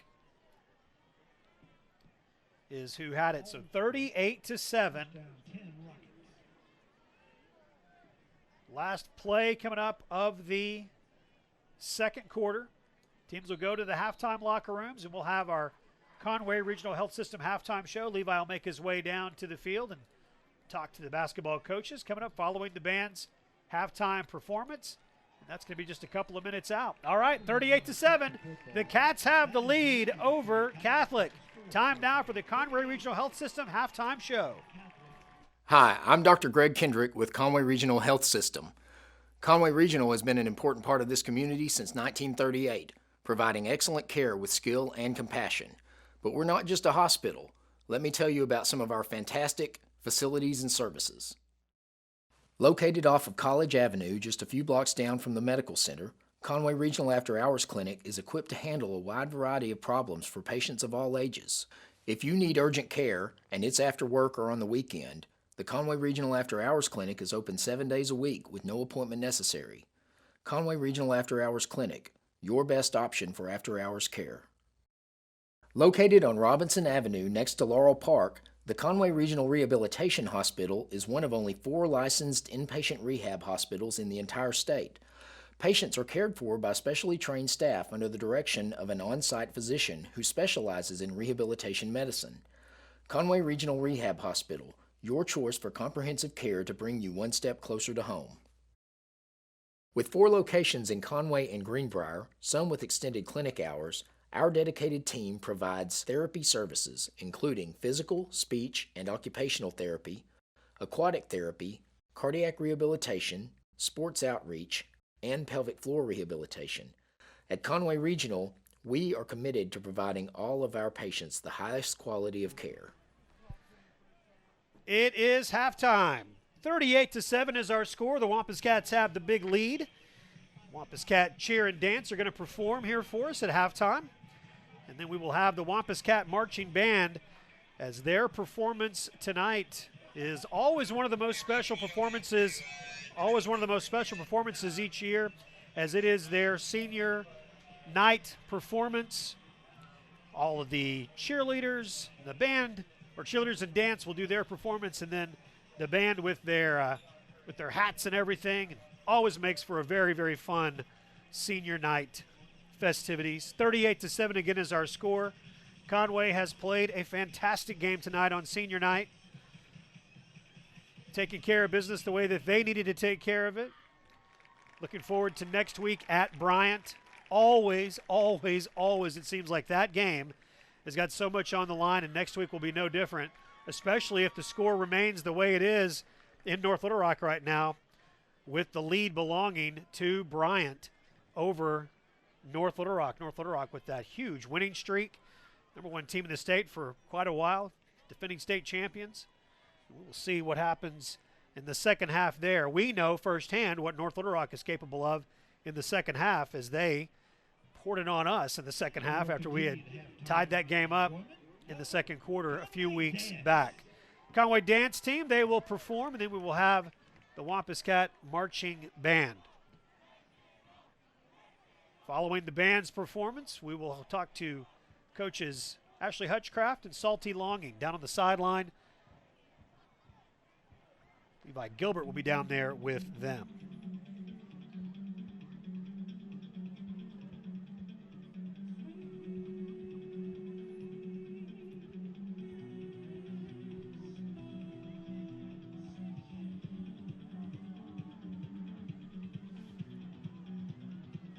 Once again, I want to remind you, if you joined us at 6:30 looking for the seniors, cheerleaders and dance squad being introduced, they were introduced just a few minutes before 6:30, which was our scheduled start time for our broadcast. And so, unfortunately, that did not make it on our television broadcast, but it was a part of our YouTube broadcast. So you'll be able to see that in its entirety, seeing the seniors introduced prior to tonight's game on our YouTube link, which you can find at conwaycorp.com/WC2Go. Senior cheerleaders and dance introduced prior to the football team being introduced.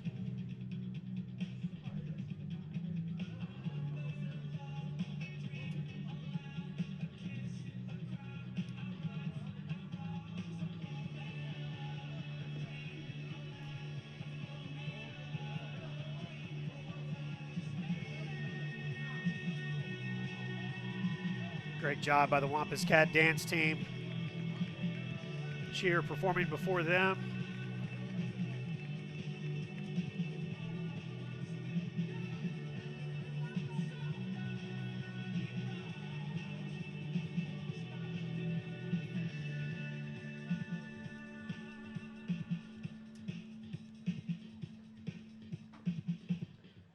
And the Wampus Cat dance team, their performance on senior night 2018.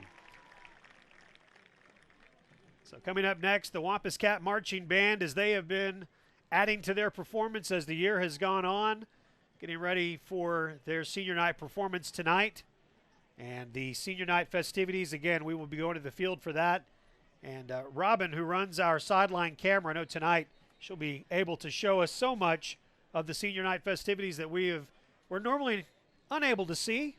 Miss a few things from being up top like we are.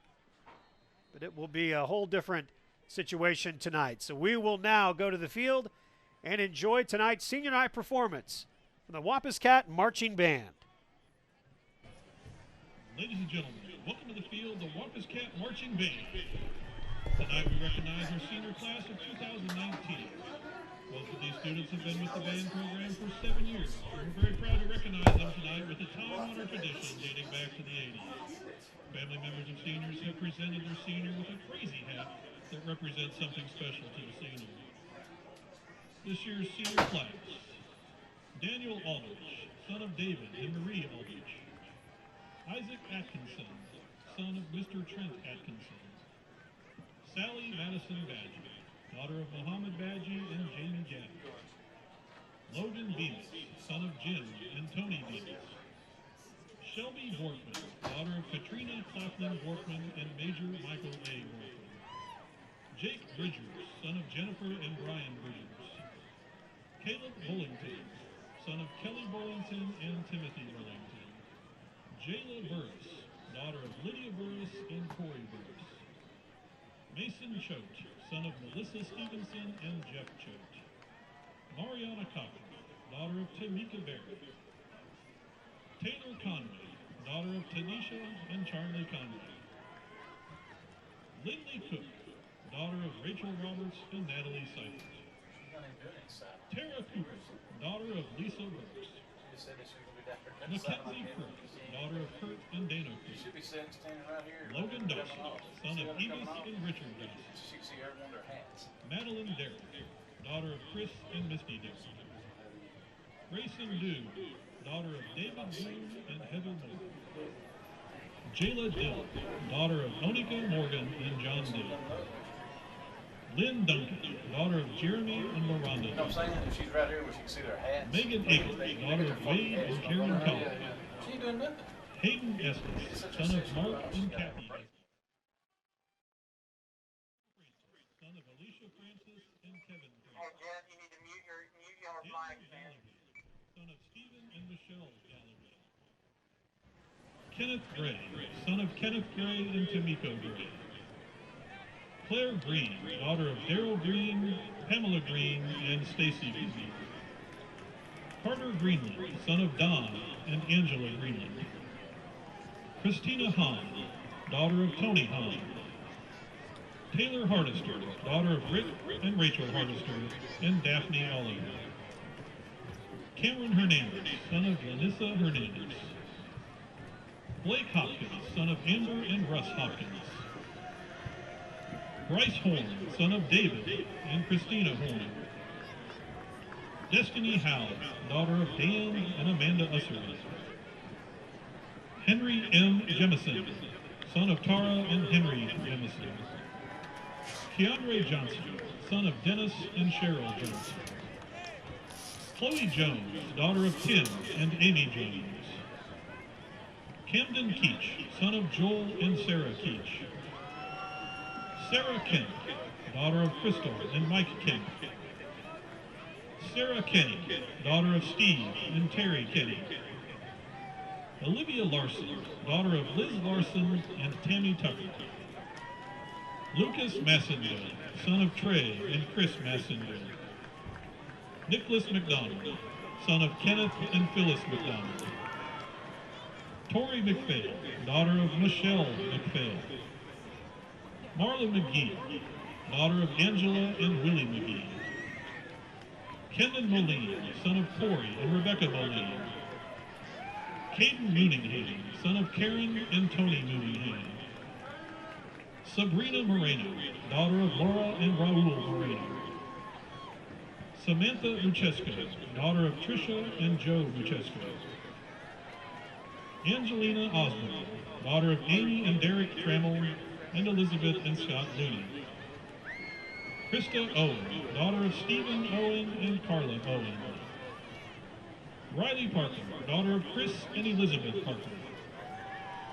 Kate Perry, daughter of Jennifer and John Perry. Neil Patel, son of Hitesh and Bhavana Patel. Callista Pettis, daughter of Angela Pettis and Jeffrey Pettis. Jayden Pierce, son of Randy Pierce and Jennifer Pierce.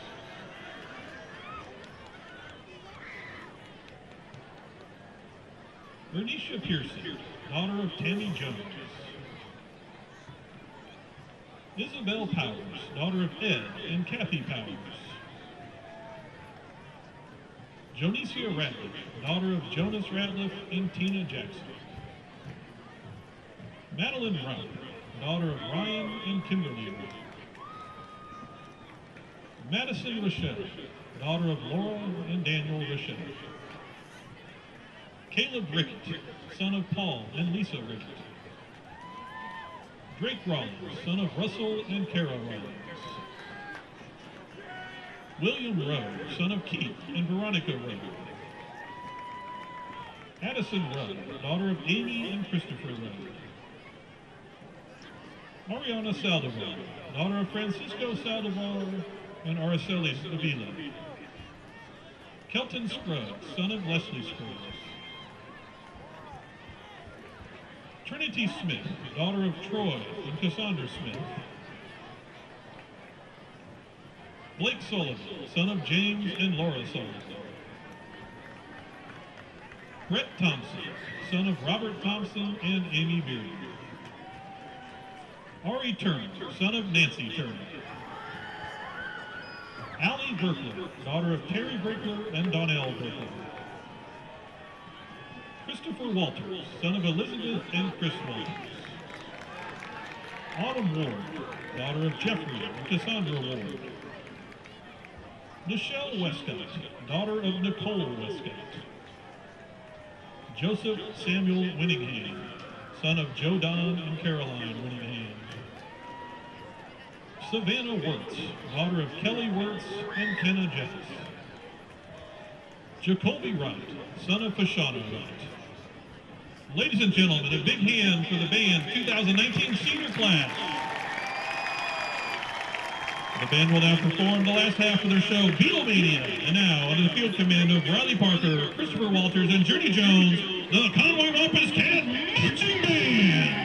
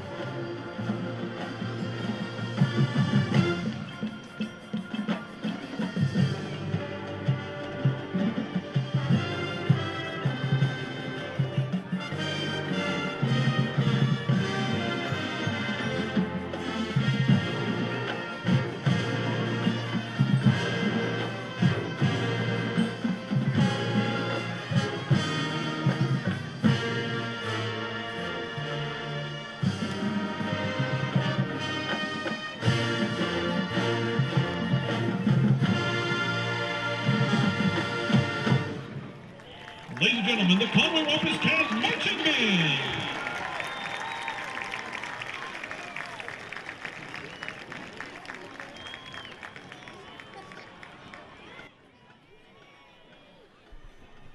And the senior night festivities coming to a close here with the Wampus Cat Marching Band. Great job, as always. The moon rising over the indoor facility, and the Cats are on top 38-7. We'll take 30 seconds and head down to Levi on the sidelines on Conway Corp Channel 5. At Conway Regional, every day brings new challenges and celebrations. And one of those celebrations is being named the #1 hospital in Central Arkansas for coronary bypass surgery and cardiac care. While we're proud of our awards, our team is driven by something more. You. You're our #1. And for us, that's the #1 worth celebrating. One team, one promise. Conway Regional. Welcome back. Levi Gilbert here in the north end zone. Football season's wrapping up, so that means one thing. Basketball's just around the corner. Join us now, Coach Hushcraft and Coach Salty Longing, girls and boys basketball coaches for Conway High. And Coach, got a lot coming back from your championship appearance a year ago, but also got some younger players. What's your team going to look like this year? You know, you're going to see a lot of familiar faces, but we have some new kids. We moved up a 9th grader in Jaden Thomas. That's, you know, she's related to Braylon Smith, who was the quarterback here a few years ago. Jenna McMillan. Just some really good young kids that have, you know, a lot of character. They work hard. We're really excited about them, but, you know, of course we have our 3 All-State players back, and Asia Smith, Reagan Rhodesville, Maya Yelder. You know, those are 3 really big names. So, you know, it should be a good year. Yeah. Coach Longing, you got Caleb London back, Terry Clardy. What's your team going to look like this year? Well, 11 seniors, 5 kids returning that started at some point during the season. And so, again, you know, a lot of depth with this bunch, a lot of athletes, so it should be a pretty fun season for us. I'm guessing season's just a few weeks away. What's going to be the first?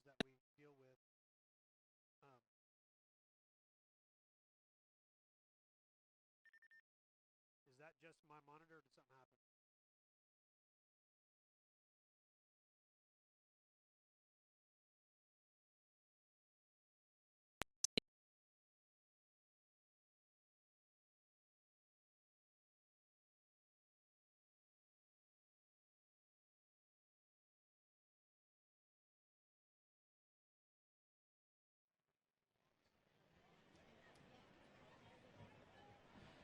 All right. Well, as you can tell, there were some technical difficulties there. That is not how they would normally stand and look at each other and talk to one another. Wampus Cats making their way back onto the field from the indoor facility, leading 38-7. The Cats have that lead, 38-7, closing in on what will be win number 8 of the regular season for the Wampus Cats. All right, let's do this. Let's take a 60-second timeout. Take 60 seconds here. When we come back, we'll look at the scores from around the state, and there are some interesting games tonight in week number 9. We will do that next on Conway Corp Channel 5.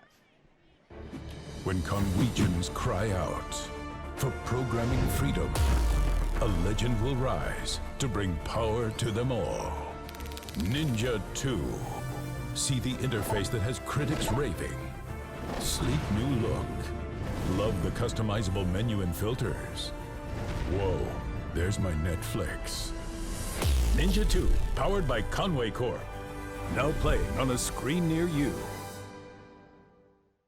Steve's Auto Center is Central Arkansas's most reliable auto repair and recovery company. Our state-of-the-art facility in Conway is your one-stop shop for everything automotive. With over 80 years combined experience, our certified technicians are known for expert workmanship and attention to every detail. We also provide the area's very best towing and recovery services. We take great pride in our work, and your satisfaction is 100% guaranteed. Come to Steve's Auto Center for all your automotive needs.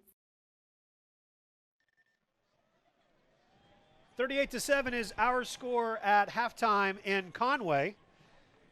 Cats on top. Elsewhere in the 7A Central, Cabot is leading Northside 21-10.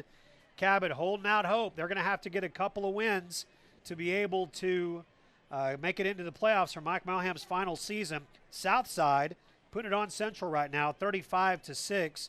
So they are keeping pace with Northside as far as trying to be that 4 seed. The 4 seed means that you have a home game in the first round of the playoffs. So that's huge. Northside and Southside play each other next week. And at this point, Southside's got the upper hand there. And the big one in North Little Rock. North Little Rock scored the first 21 points. Or correction, I've got that backwards. Bryant scored the first 21 points. And North Little Rock has scored the last 14 points. And so at halftime, it is Bryant 21, North Little Rock 14. Bryant 21, North Little Rock 14 as they are at the half. In Northwest Arkansas, Bentonville West leading Van Buren 31-7. Fayetteville leading Heritage 42-0. Harbor is leading Rogers 3-0. And Bentonville is on top of Springdale 35-0. Some blowouts happening in Northwest Arkansas. Again, 38-7 is our score here. Teams getting ready to get things started in the second half. We will take 60 seconds. Then we will come back with the third quarter next on Conway Corp Channel 5.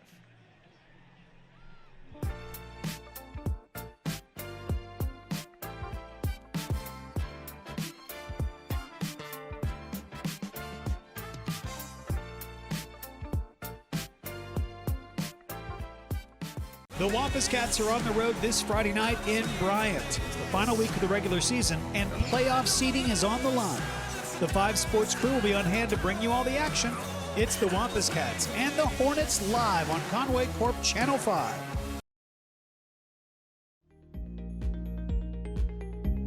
Automate your home with Conway Corp Home Security and Automation. Arm and monitor the whole house for 24/7 security.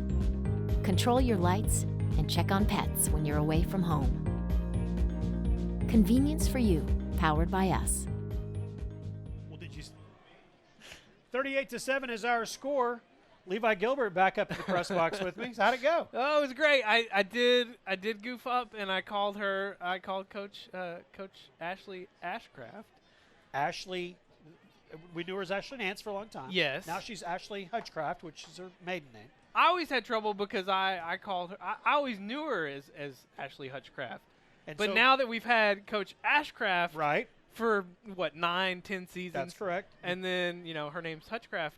Now I'm gonna have to be very careful about that when basketball season rolls around. You can't be the first person that's done that. I'm sure I'm not. Yeah. I did feel bad about it. I know you hold yourself to a high standard. And let me tell you get those two together. It's Or pretty Coach comical. Longy? Yeah, they're pretty comical together. Salty's fun. So it's going to be a great basketball season. Yep, she talked about the freshmen. The freshmen? Yeah, and she's excited. We talked a little bit, before we were live on air, and it's going to be a new thing for her to have depth. A lot of depth, yeah. The last few years, they've been running 7, sometimes 6 deep, and I think we're going to see that change this year for the Lady Cats. 38-7, North Little Rock is playing Bryant tonight. Bryant scored the first 21. Now North Little Rock has scored 14, and so it is 21-14 at halftime there. We will keep an eye on that game for you. Also the Cabot and Northside game, 21-10 at halftime, with Cabot leading there. Cats up 38-7 here, so we're looking for a stop, and then looking for some points to make this one a 35-point game. Sammy Johnson takes it at the 5. Darius Washington slowed him down a little bit. And then finishing him off on special teams is Darius Hayes. And it'll be 1st and 10 Catholic. Points going to be a big thing tonight in that North Little Rock Bryant game.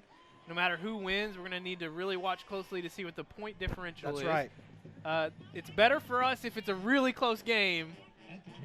That'll help us out a little bit. And of course, we've got more than 13 points ahead right now. So it looks like we're going to get the full 13 tonight. We'll talk about that as we go through the second half, the point differential, tiebreaker scenarios. It's a little crazy. Yeah, there's a lot to still work out. And every scenario that I looked at this week included North Little Rock winning. So if Bryant wins, things get real interesting for next week. I think it's actually worse for us if Bryant wins. I do too. Because I think no matter what happens, if Bryant wins, it just makes things a little more difficult for us. Eddington's pass complete to Plafkin. Cade White goes in and makes the stop. Tez Miller was there as well. Because when you have these ties situations, what they do is they take, well, which two teams have the most points differential? And it's like they just keep doing that until they sort everybody out. And right now, Conway, we've got 45 points for the tiebreaker, whereas Bryant and North Little Rock are both in the 60s. Sammy Johnson loose in the secondary. Pulling away. And he will not be caught.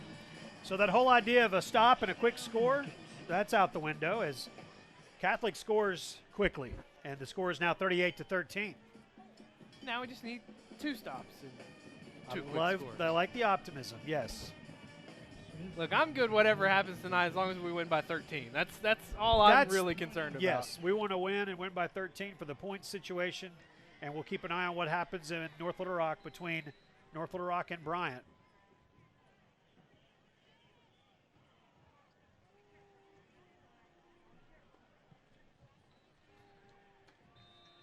Extra point is good, and it's 38-14.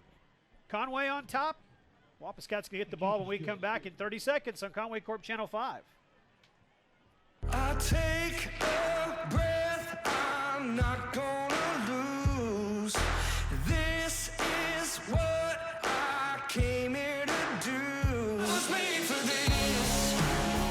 I was made for this. Born in the wild, formed in the fire, built for the battle.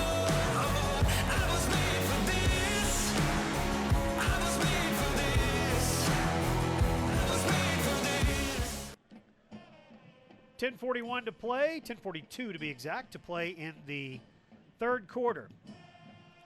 And Catholic comes right out and scores. Big touchdown run from Sammy Johnson. He's going to get his. You just know it's going to happen one way or the other. He certainly got a big chunk of it there. Cats on top big, but waiting for the kickoff and to get the ball for the first time in the second half. Been talking about tiebreakers during the break. It gets a little crazy when you have more than just 2 teams.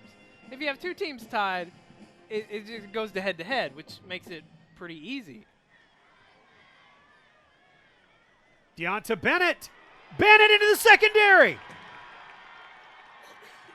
Bennett down the sideline.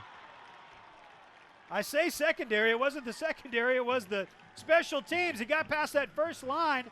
And Deonta Bennett, the senior who found the end zone a week ago, with a great return, and the Cats are in business. I love that they found ways to get him on the field Yes. these last few weeks, especially on senior night. You can see it. You saw it a week ago when he scored, how happy everyone on the sideline was for him. You're seeing it again here on this big return. He must be a special presence on the sidelines because they, both weeks, have been so excited for him. The staff doing the same thing. Good to see.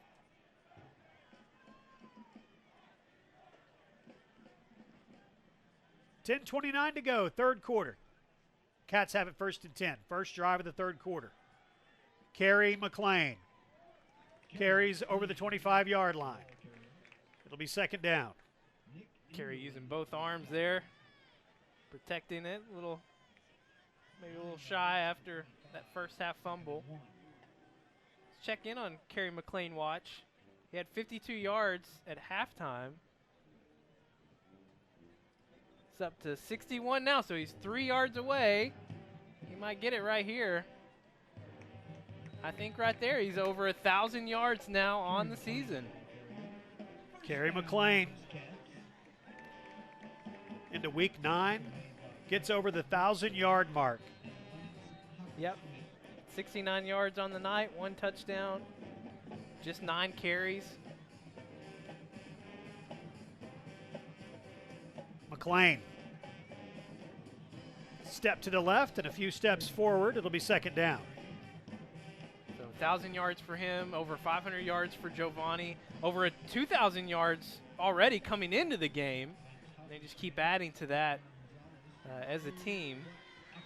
that 70-30 ratio is going to get a little, move just a tad after tonight. Right. Passing game has been so good here in this one. 243 for Giovanni tonight. Johnson will keep it, and he will find the end zone and leave parts of the Catholic High School Rocket back there around the 5, I think. He said, I learned that from the defensive line. That was a swim move. Look at that. Did a little swim move over the linebacker. That was Watch this. That was crazy. Here he goes. Little swim move. Yeah, that's a defensive line move right there. Nice. Think Corlin taught him that? Probably. Right over Jackson Daniel. Will Hogue to attempt the extra point.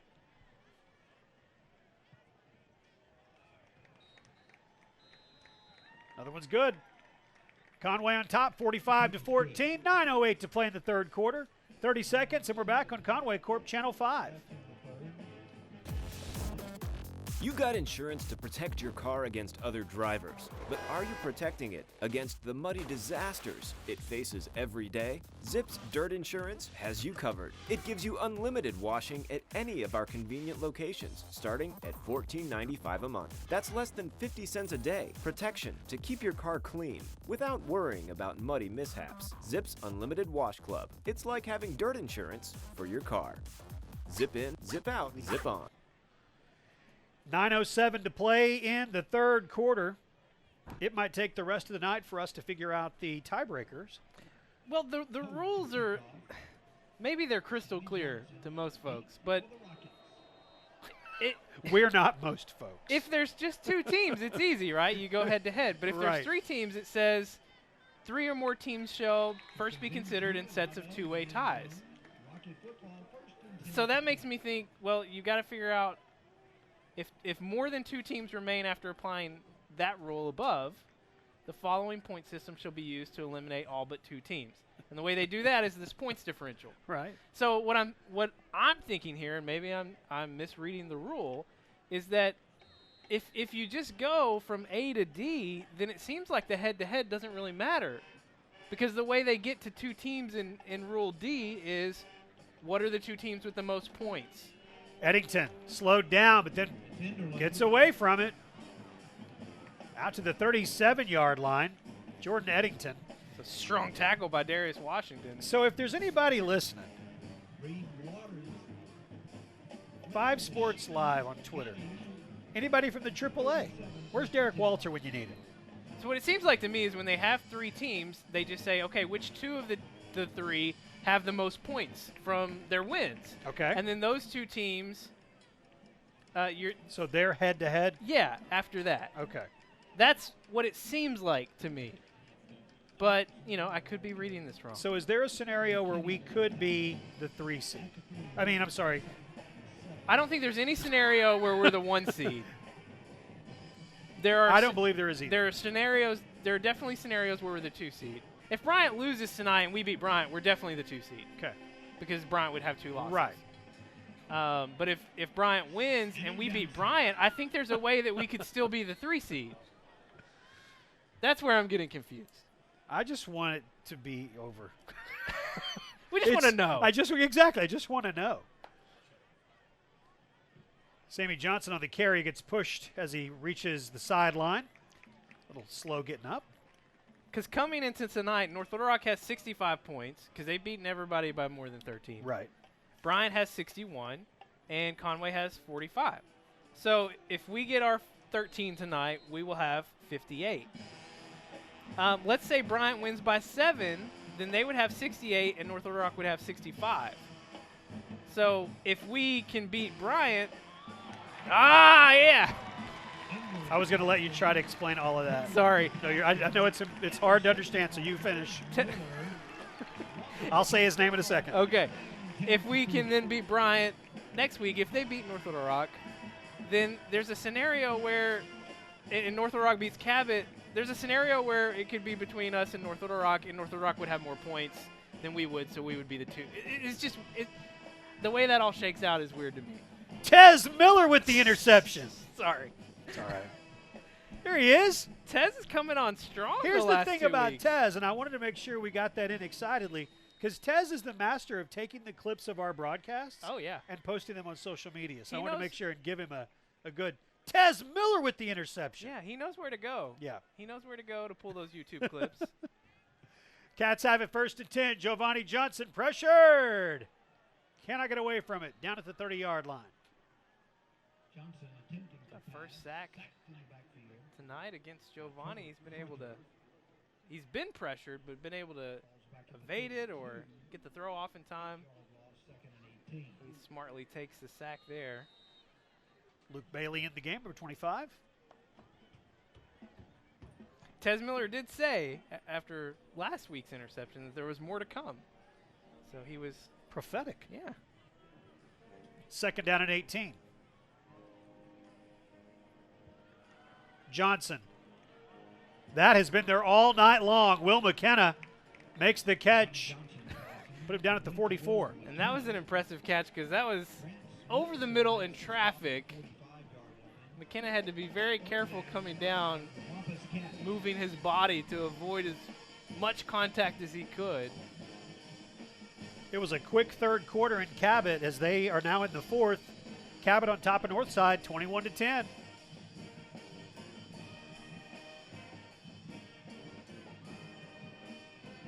Giovanni Johnson.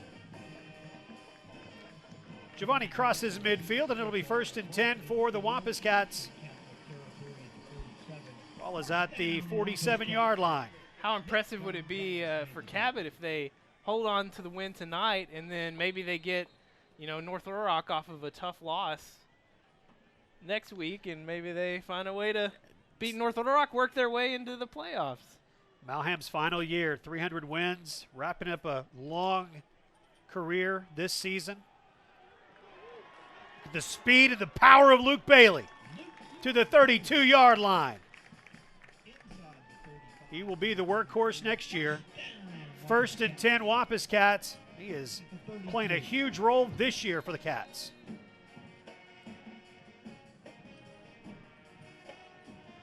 Halfway through the 3rd quarter, Conway looking to get in the end zone again and make this a AAA sportsmanship rule game where the Cats will be up 35 in the 2nd half. Luke Bailey. Bailey to the 10. Bailey brought down from behind. 1st and goal, Wampus Cats. Nick Enderlin makes the stop, saves the touchdown for the moment, and the Cats are 3 yards away.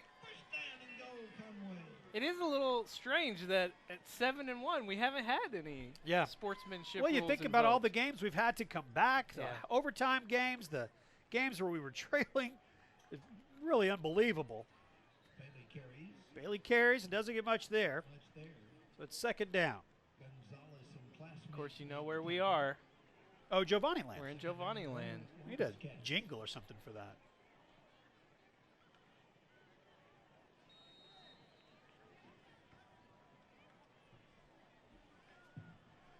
Yeah, nice numbers tonight from these two running backs. And so Giovanni leading the way with 94 yards.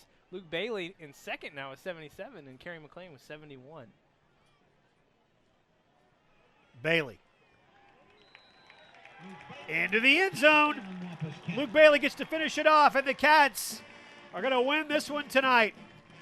4:54 to play in the 3rd quarter, and that score is going to put the Cats over the necessary margin. The sportsmanship rule will be into effect, and the Cats are going to be 8-1 and looking forward to Bryant. What a senior night to go out on. Cats going to get a big win tonight over Catholic. The kick is good. It's 52-14. Cats up big. 30 seconds, and we're back on Conway Corp Channel 5. Looking for top quality truck accessories? Your search is over. U.S. Truck Accessories can get your vehicle looking and performing the way you expect it to. Your one-stop shop for camper shells, bed covers, cargo management, trailer hitches, wiring, step bars, and vehicle protection. U.S. Truck has you covered. Hi, I'm Bill Tyler, manager of U.S. Truck Accessories. Come in today and see how we can get you on the road in style. U.S. Truck Accessories, improving rides since 2002. I'm going to tell you why I love sports. Because in the past few seconds, here's what's happened. We have scored to take a 52-14 lead over Little Rock Catholic. The margin is that the clock is going to run. It's the sportsmanship rule. Conway's going to win tonight. As that was happening, Kareem Cotton was completing a pass to Drew Martin on 4th down in North Little Rock. That was a touchdown for North Little Rock. North Little Rock and Bryant are tied at 21. When you told me they were down 21-0, I didn't even flinch. I just knew they could come back from that. Well, we've seen firsthand how good that team is. So tied at 21 there. Again, the reason that is such an important game for us, obviously, is us and them. The 3 teams there are the 3 that are going to be seeds 1, 2, and 3. Yes. The top 2 seeds get a bye and a home game in the second week. The 3rd team is going to have to play in week 1, and yes, they do get a home game, but then a victory there will send them to either Bentonville or Bentonville West in week 2. Yeah, you don't want to do that. No, you don't want to do that. And the easiest scenario to understand is if Bryant loses tonight, then next week we're playing for the 2 and 3 seeds. That's correct. Because no matter what would happen, both of us would have 1 loss. Whichever team would lose would have 2 losses, and that's how it would shake out. Which so is exactly honestly, what happened last year. It is. And so the other thing we want is because that 30 minutes we had to spend earlier trying to talk about all that, that's time we're never going to get back. And so let's just hope that it can be the simplest of terms we have to figure out next week. So we break the 50-point mark. First time since the first week of conference play last year, that 54-47 overtime win against Southside. Over Southside. We flirted with 50 so many times last year. 49 points in week 2. We had 49 again against Cabot, 49 against Northside, 45. So 48 at Bentonville West. Very close. Several times to breaking 50, but only did it 1 time last year. Eddington. 1 hopper. It'll be 2nd down. Yeah, I think if you would have said to me, when was the last time we broke 50, I would have thought it happened since then. But I would have been wrong. We got very close several times a year ago. Sounds like we got that 7 touchdown mark a number of times. Sammy Johnson, little stutter step. Steps out of bounds in front of Randy Thomas. Had a great visit with Hart Denton, who is Hayes' brother that we talked about a couple of weeks ago, the actor who's in Riverdale that's on the CW network and on Netflix. A former Wampus Cat. His dad, Craig, brought him up, and he said that he's got some buddies in Los Angeles that every Friday night they have the grill and they watch the Wampus Cat games. And he said he's so much so that a lot of his buddies know who some of our best players are now. Oh, that's and good. so there's this group of guys in Los Angeles who are Wampus Cat Why fans. didn't I think about this last week? I was in Los Angeles. You Jeff. could have been. I could have. I mean, it's celebrity sighting. It's the guy from Channel 5. And the guy from Riverdale. It was great to visit with Hart there. Another stat for you. We have gone over 500 yards of total offense tonight. 501. I'm very fond of that number. 501, yeah. 501, I yes. got that. But just quick guess. Do you think we had more yards rushing or passing? Tonight? Yeah. Rushing. You are wrong again. I love doing these little Why am I so bad? teasers All with of you. this. It's just go against your initial instinct, I guess. 245 on the ground and 256 in the air. Okay, well, it was close. Very close. Okay. Think about that, though. Conway. Oh, there we go. Got him. Sacked. Loose ball. That's Conway's. Turnover. Conway football. Look at that. Caden Smith caused it.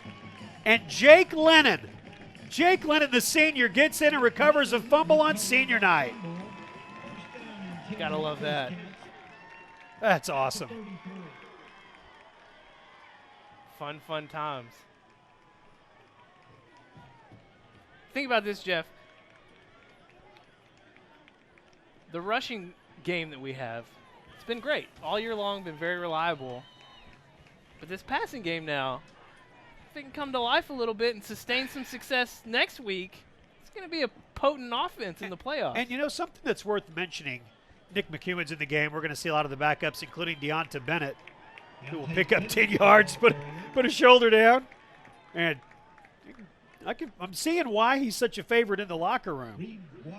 5 Sports Live is where you find us on Twitter and on Facebook. Let us know that you're out there watching. We've come to the end of the third quarter. We've got the fourth quarter to go. It's going to go quick, so if you want to get a hold of us here in the final few minutes, do so now. 5 Sports Live on Facebook. Find us there. Cats are going to win this one tonight, 52-14. Time now for our report, the Wampus Cat Report. Our buddy Mason Choate does for us. Mason. Thanks, Jeff. The boys cross-country team won the conference championship on Saturday, and the girls team placed third. Brady Pascoe and Cade Swindle both came in the top 5 in the boys division, and Kate Friedenhoven and Sarah Holman both placed top 5 in the girls division. Congratulations to both teams. The wrestling team is gearing up for their season, led by senior Cameron Wade. They're getting ready for their first meet in Searcy on November 27th. The annual Powder Puff game was on Wednesday night, where the seniors beat the sophomores and juniors 14-6. Led by the attack of Riley Parker and Taylor Conway. The volleyball team traveled to Bentonville for the state tournament this week, where they beat Cabot in the quarterfinals, and they'll face off against Harbor in the semifinals. For Conway Athletics and Channel 5, I'm Mason Choate. Thank you, Mason. Great job as always. An update on the story that he had there at the end about the volleyball team. They defeated Springdale Harbor yesterday in straight sets. And so they are on to playing for the state title tomorrow morning at 11 o'clock. Which we got a tweet about that. Rob Scott checked in on Twitter, 5 Sports Live. Watching game now. This was 50 minutes ago. But okay. Watching game now after volleyball team send-off. Thanks for promoting the state championship game tomorrow. Absolutely. Glad to do that, Rob. It's great. We're excited. Wish I could go. 11 o'clock in the morning down at the Bank of the Ozarks Arena, which is where the basketball state championship games are held in March. And I assume this is going to be broadcast somewhere, you would think. No, I don't know that. I know that there's been a new announcement that state championship games for football and basketball will be on AETN statewide. Saw that, yeah. But I don't know if that is beginning now with volleyball or not. So we will have an update for you next week with the Wampus Cat Report. Bennett spinning around. Back to the line of scrimmage. It's second down. Yeah, I hope we can come back next week and talk about a state title. Yeah, state title for awesome. The Lady Cats. Update from Cabot as Cabot has scored. They lead 28-16. Deuce Wise had got the Grizzlies into the end zone, but now Cabot is pulling ahead there again, 28-16. The Cabot win keeps their hopes alive of making the state playoffs in Mike Malham's final season. They announced the Bryant North Little Rock score during during the Wampus Cat Report, and I could hear the crowd just audibly groan when they heard that North Little Rock had tied it back up. Bennett with the carry. I'm not groaning at that. I would be fine with a loss for Bryant just because I think that's our best shot at the 2 seed. I do too, yes. Is a loss for Bryant, and then we can take care of business next week against them on the road. They came in last year and beat us in our place to get that 2 seed, so a chance for us to return the favor possibly next week. We'll see how the rest of that game shakes out, and if it ends before we're off the air, we'll let you know a final score. Seems doubtful since now we're in the very doubtful. The sportsmanship rule, but we'll keep you posted as close as we can. Nick McEwen hands off to Deonta Bennett and tripped up and falls to the ground, and it's fourth down, and we are going to see the first punt of the night. Nick McEwen on to punt. Doing double action now. Nick is also the heir apparent, of course, to take over at quarterback. Junior backup with Giovanni Johnson. Nick, a good athlete, 6'2", 180-pound junior. Averaging 31.4 yards per punt with a long of 44. This one goes straight up.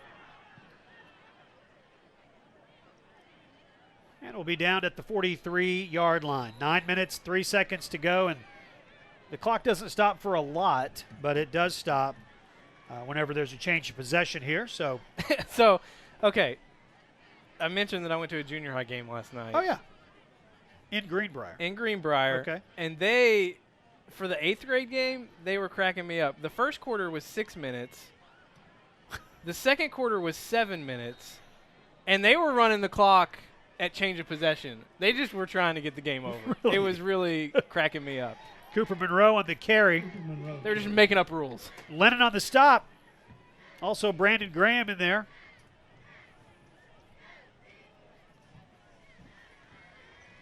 Try to get some of these other players that are on. A lot of those will be those seniors. Lennon made the tackle. And it's always nice when you can do that on senior night. Make sure you get everybody in. Raleigh Morales is in the game. Number 3. Monroe throws over the middle. Intercepted.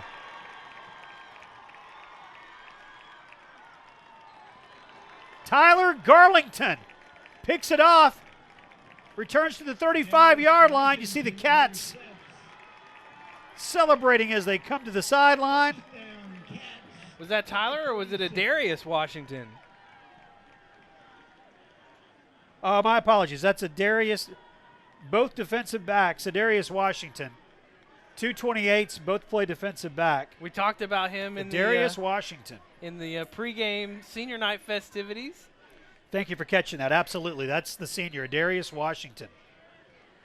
You know, when you've got 140 kids out, yes, until they can start multiple wearing numbers, three numbers on their backs, that'll happen on occasion. So. And you just love that. The big return from Deontay Bennett earlier. This pick from Darius Washington. Bennett carries to the 35.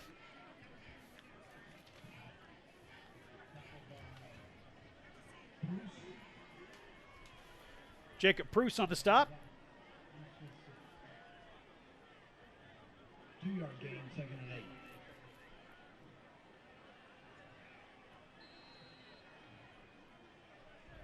No updates from North Little Rock in a while, so I assume that one's still tied at 21. Gonna be watching that game like a hawk. Yeah. Again, North Little Rock wins tonight over Bryant, and then Conway's game versus Bryant next week is for the number 2 seed outright. It's just winner take all as far as 2 seed versus 3 seed, and the 2 seed is you are opposite North Little Rock. The 2 seed, you are not going on the road in week 2 against one of the 2 Bentonville schools. There is a lot to be gained by being the 2 seed. Third down at a yard. A week off to try and get off. healthy. Another week for Malik Benton. You know, who knows what's going to happen next week. Well, and this is the first year, and I'm glad you mentioned the week off.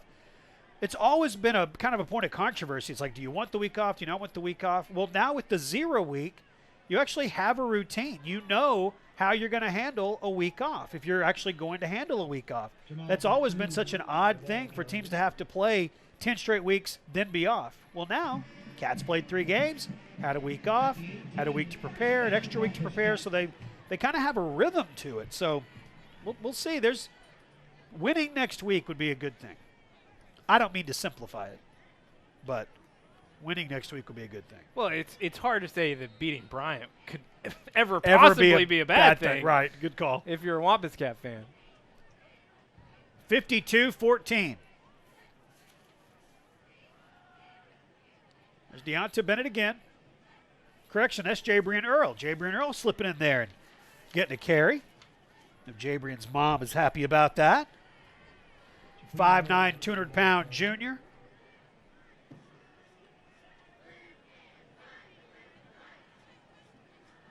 Alex Perez hustling off, number 57. Got a chance to get on the field for a little bit.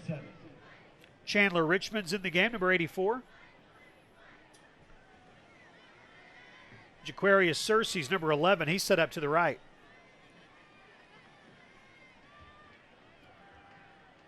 On the ground, that's Earl to the 10-yard line.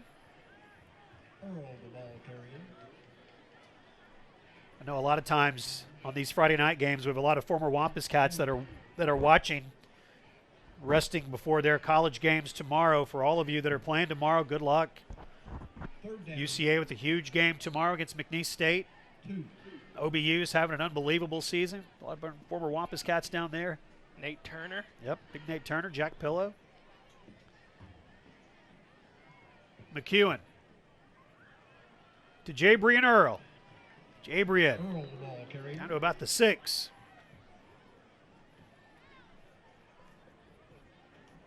First down and goal, Wampus Cats. First and goal for the Cats. It's like Aaron Cottle's on the field. Wide receiver, senior. Campbell Pace made the tackle.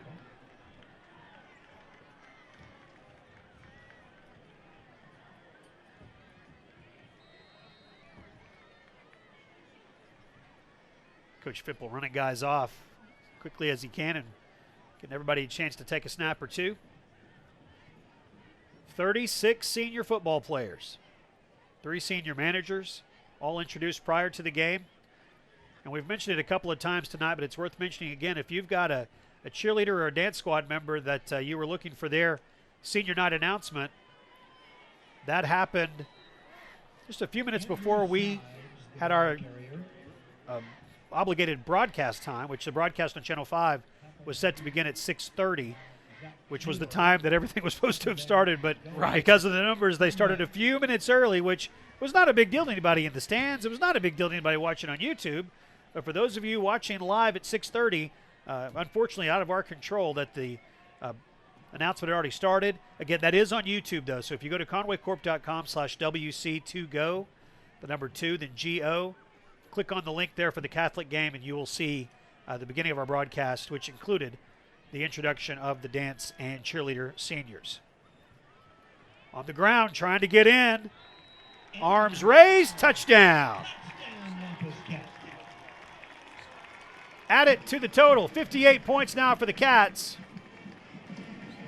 And into the end zone is Andrew Sides. Andrew Sides, a 5'8", 170-pound sophomore running back. Will Hogue to attempt the extra point.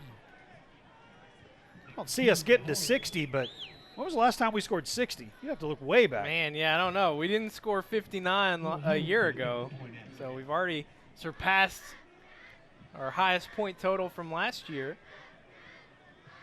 Hogue's extra point is good.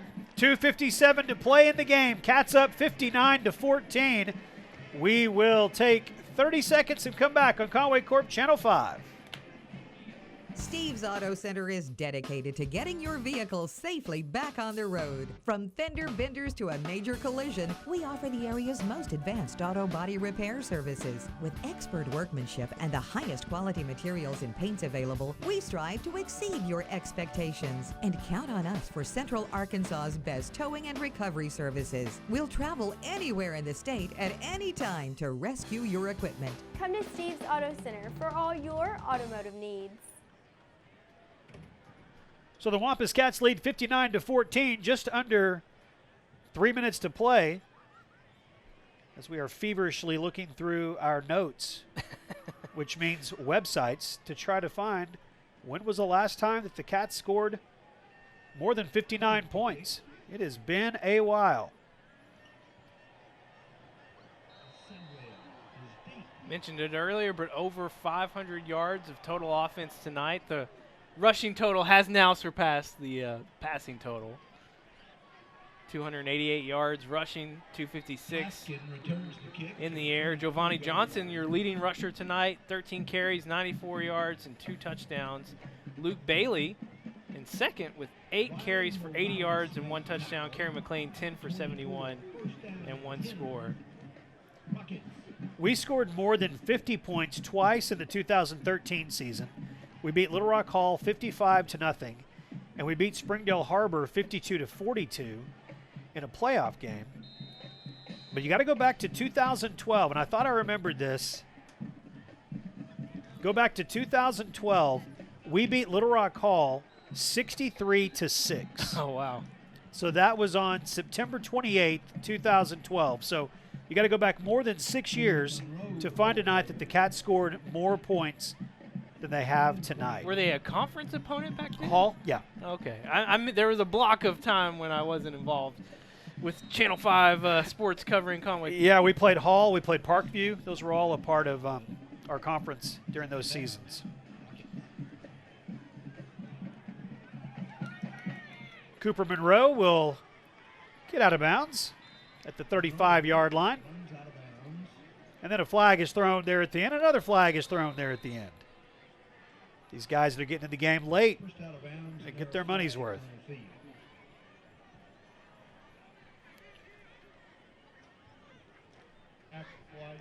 Minute and a half to go.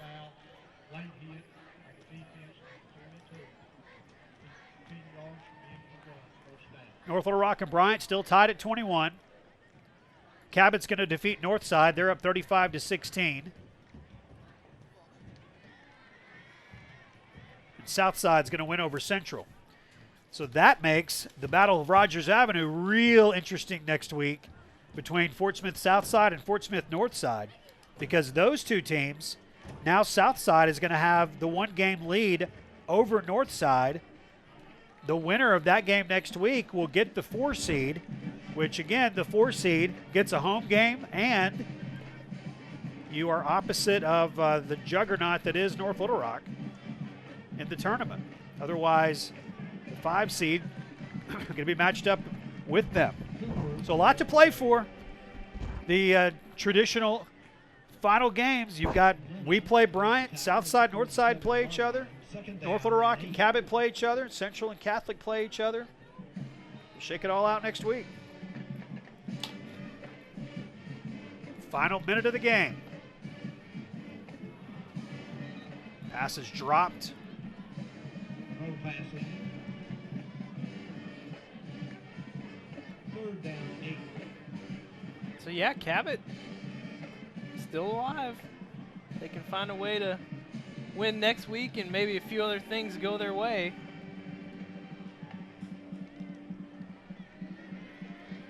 Another run up the middle. And that ought to do it. Be no reason to snap the ball. And this one is going to come to an end. They will snap it on 4th down. 4th down, Rockets. Pass is complete. That'll be enough for a first down. That'll stop the clock with, well, it won't, because the score is more than enough. So, never mind. Game's over. I didn't really understand why they snapped it. I know, yeah. I guess they just wanted to try and score. 59-14 is the final score. The Cats have won 10 straight now over Little Rock Catholic, and they improved to 8-1 overall, 5-1 in conference play. Catholic falls to 4-5, and they are 1-5 in the 7A Central. Your final thoughts and look at some of the final numbers as put together by Stats Scott Taylor. Yeah, we've mentioned it throughout, but just again, over 500 yards of total offense tonight, 288 on the ground, 256 in the air. Best passing night of the season for Giovanni Johnson, 13 of 20 for 256 and 3 touchdowns. He also had 2 touchdowns on the ground, 94 yards rushing. Luke Bailey in second with 80 yards and a score, and Kerry McLean 71 yards and a touchdown. Still no update from North Little Rock and Bryant. Still tied at 21 there as they're in the third quarter. So also, shout out to Nick Richmond, 131 yards receiving on 4 catches and 2 big first half touchdowns. And some great catches too, backhand grabs that he made. Good game tonight. Obviously, Wampus Cats win 59-14. It's what they needed. Want to get some people healthy. Want to get ready for next week at Bryant, and we'll know later on tonight what exactly that's going to be for. But the thing with this team is play the game in front of you. Play the game in front of you. Keep winning. Good things are going to keep happening, and this team has certainly seen that play out tonight. 59-14 is the final score. We'll see you live from Bryant next week. Thank you for watching tonight on Conway Corp Channel 5.